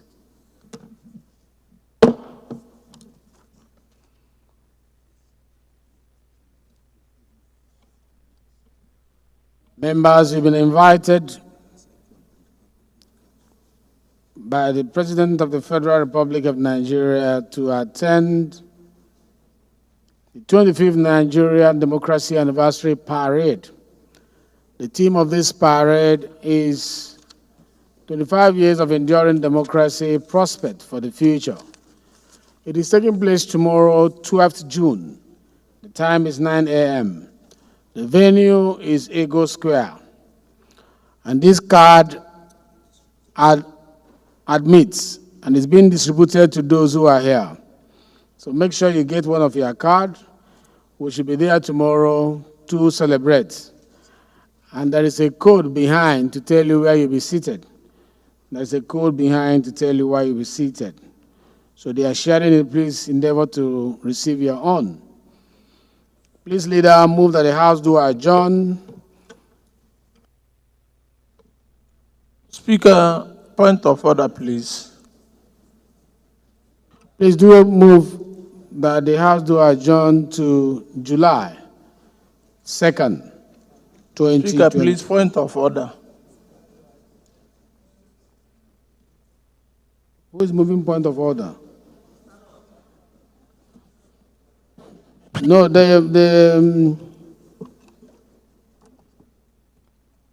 Mr. Speaker, I've been raising my hand for this point of order. I stand on order 8 through 6. Because my name is Honorable Zokwe Peter Ifani. I represent the good people of Nnewi North, Nnewi South, and the Ekusigo Federal Constituency. I was thinking this year point of order had been discussed with the leader of the House. Because knowing the adjourned date, there will be fire in my constituency. I need to douse the tension.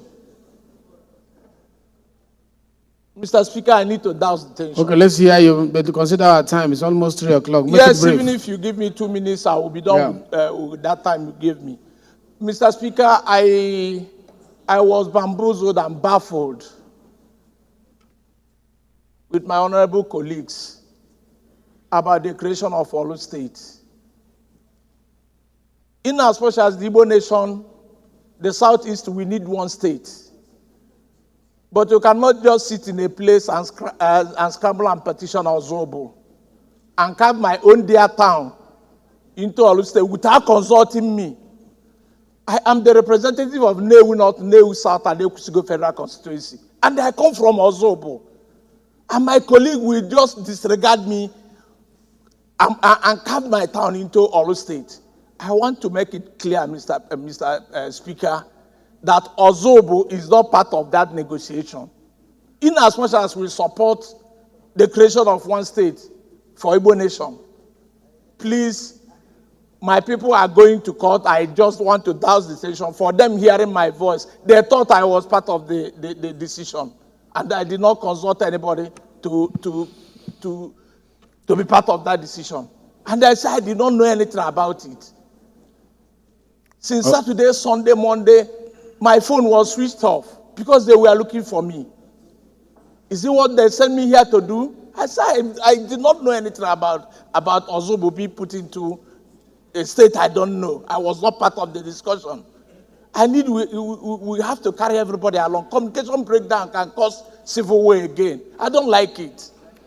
Your Excellency, I thank you very much for giving me this opportunity. Thank you. But I must mention that the issue of creation of states is a constitutional matter. And if it was presented to the House for first reading, it means that the process just commences. There is always an opportunity to debate when you get to second reading. We should not approach the issues of the legislature just sentimentally. We have a procedure. If there is a first reading of the House, you don't debate it through privilege. You wait. When it's listed for second reading, you bring your objections and your analysis. When it gets to public hearing, you bring your objections and suggestions. So if your constituents are calling you for a proposal that is before the parliament that has not been passed, kindly educate them that they should wait until you get to second reading. You will make your position known. It is not every matter that comes under privilege that will be allowed. This one is not one of such. and so you are ruled out of order. Leader, please move that the House do adjourn till 2nd July 2024. Mr. Speaker, I rise to move that the House do adjourn to July 2nd, 2024. I so move. Minority Leader, please second. Mr. Speaker, my dear colleagues, thank you. I rise to second the motion that the House do adjourn to 2nd July 2024. I so second. Those in support of this motion say aye. Those against say nay. The ayes have it. Thank you very much and have a happy recess till we come back on the 2nd. But we expect to see you at the parade. Let's join Mr. President to celebrate democracy tomorrow. Thank you and God bless you. The House is hereby adjourned to 2nd of July.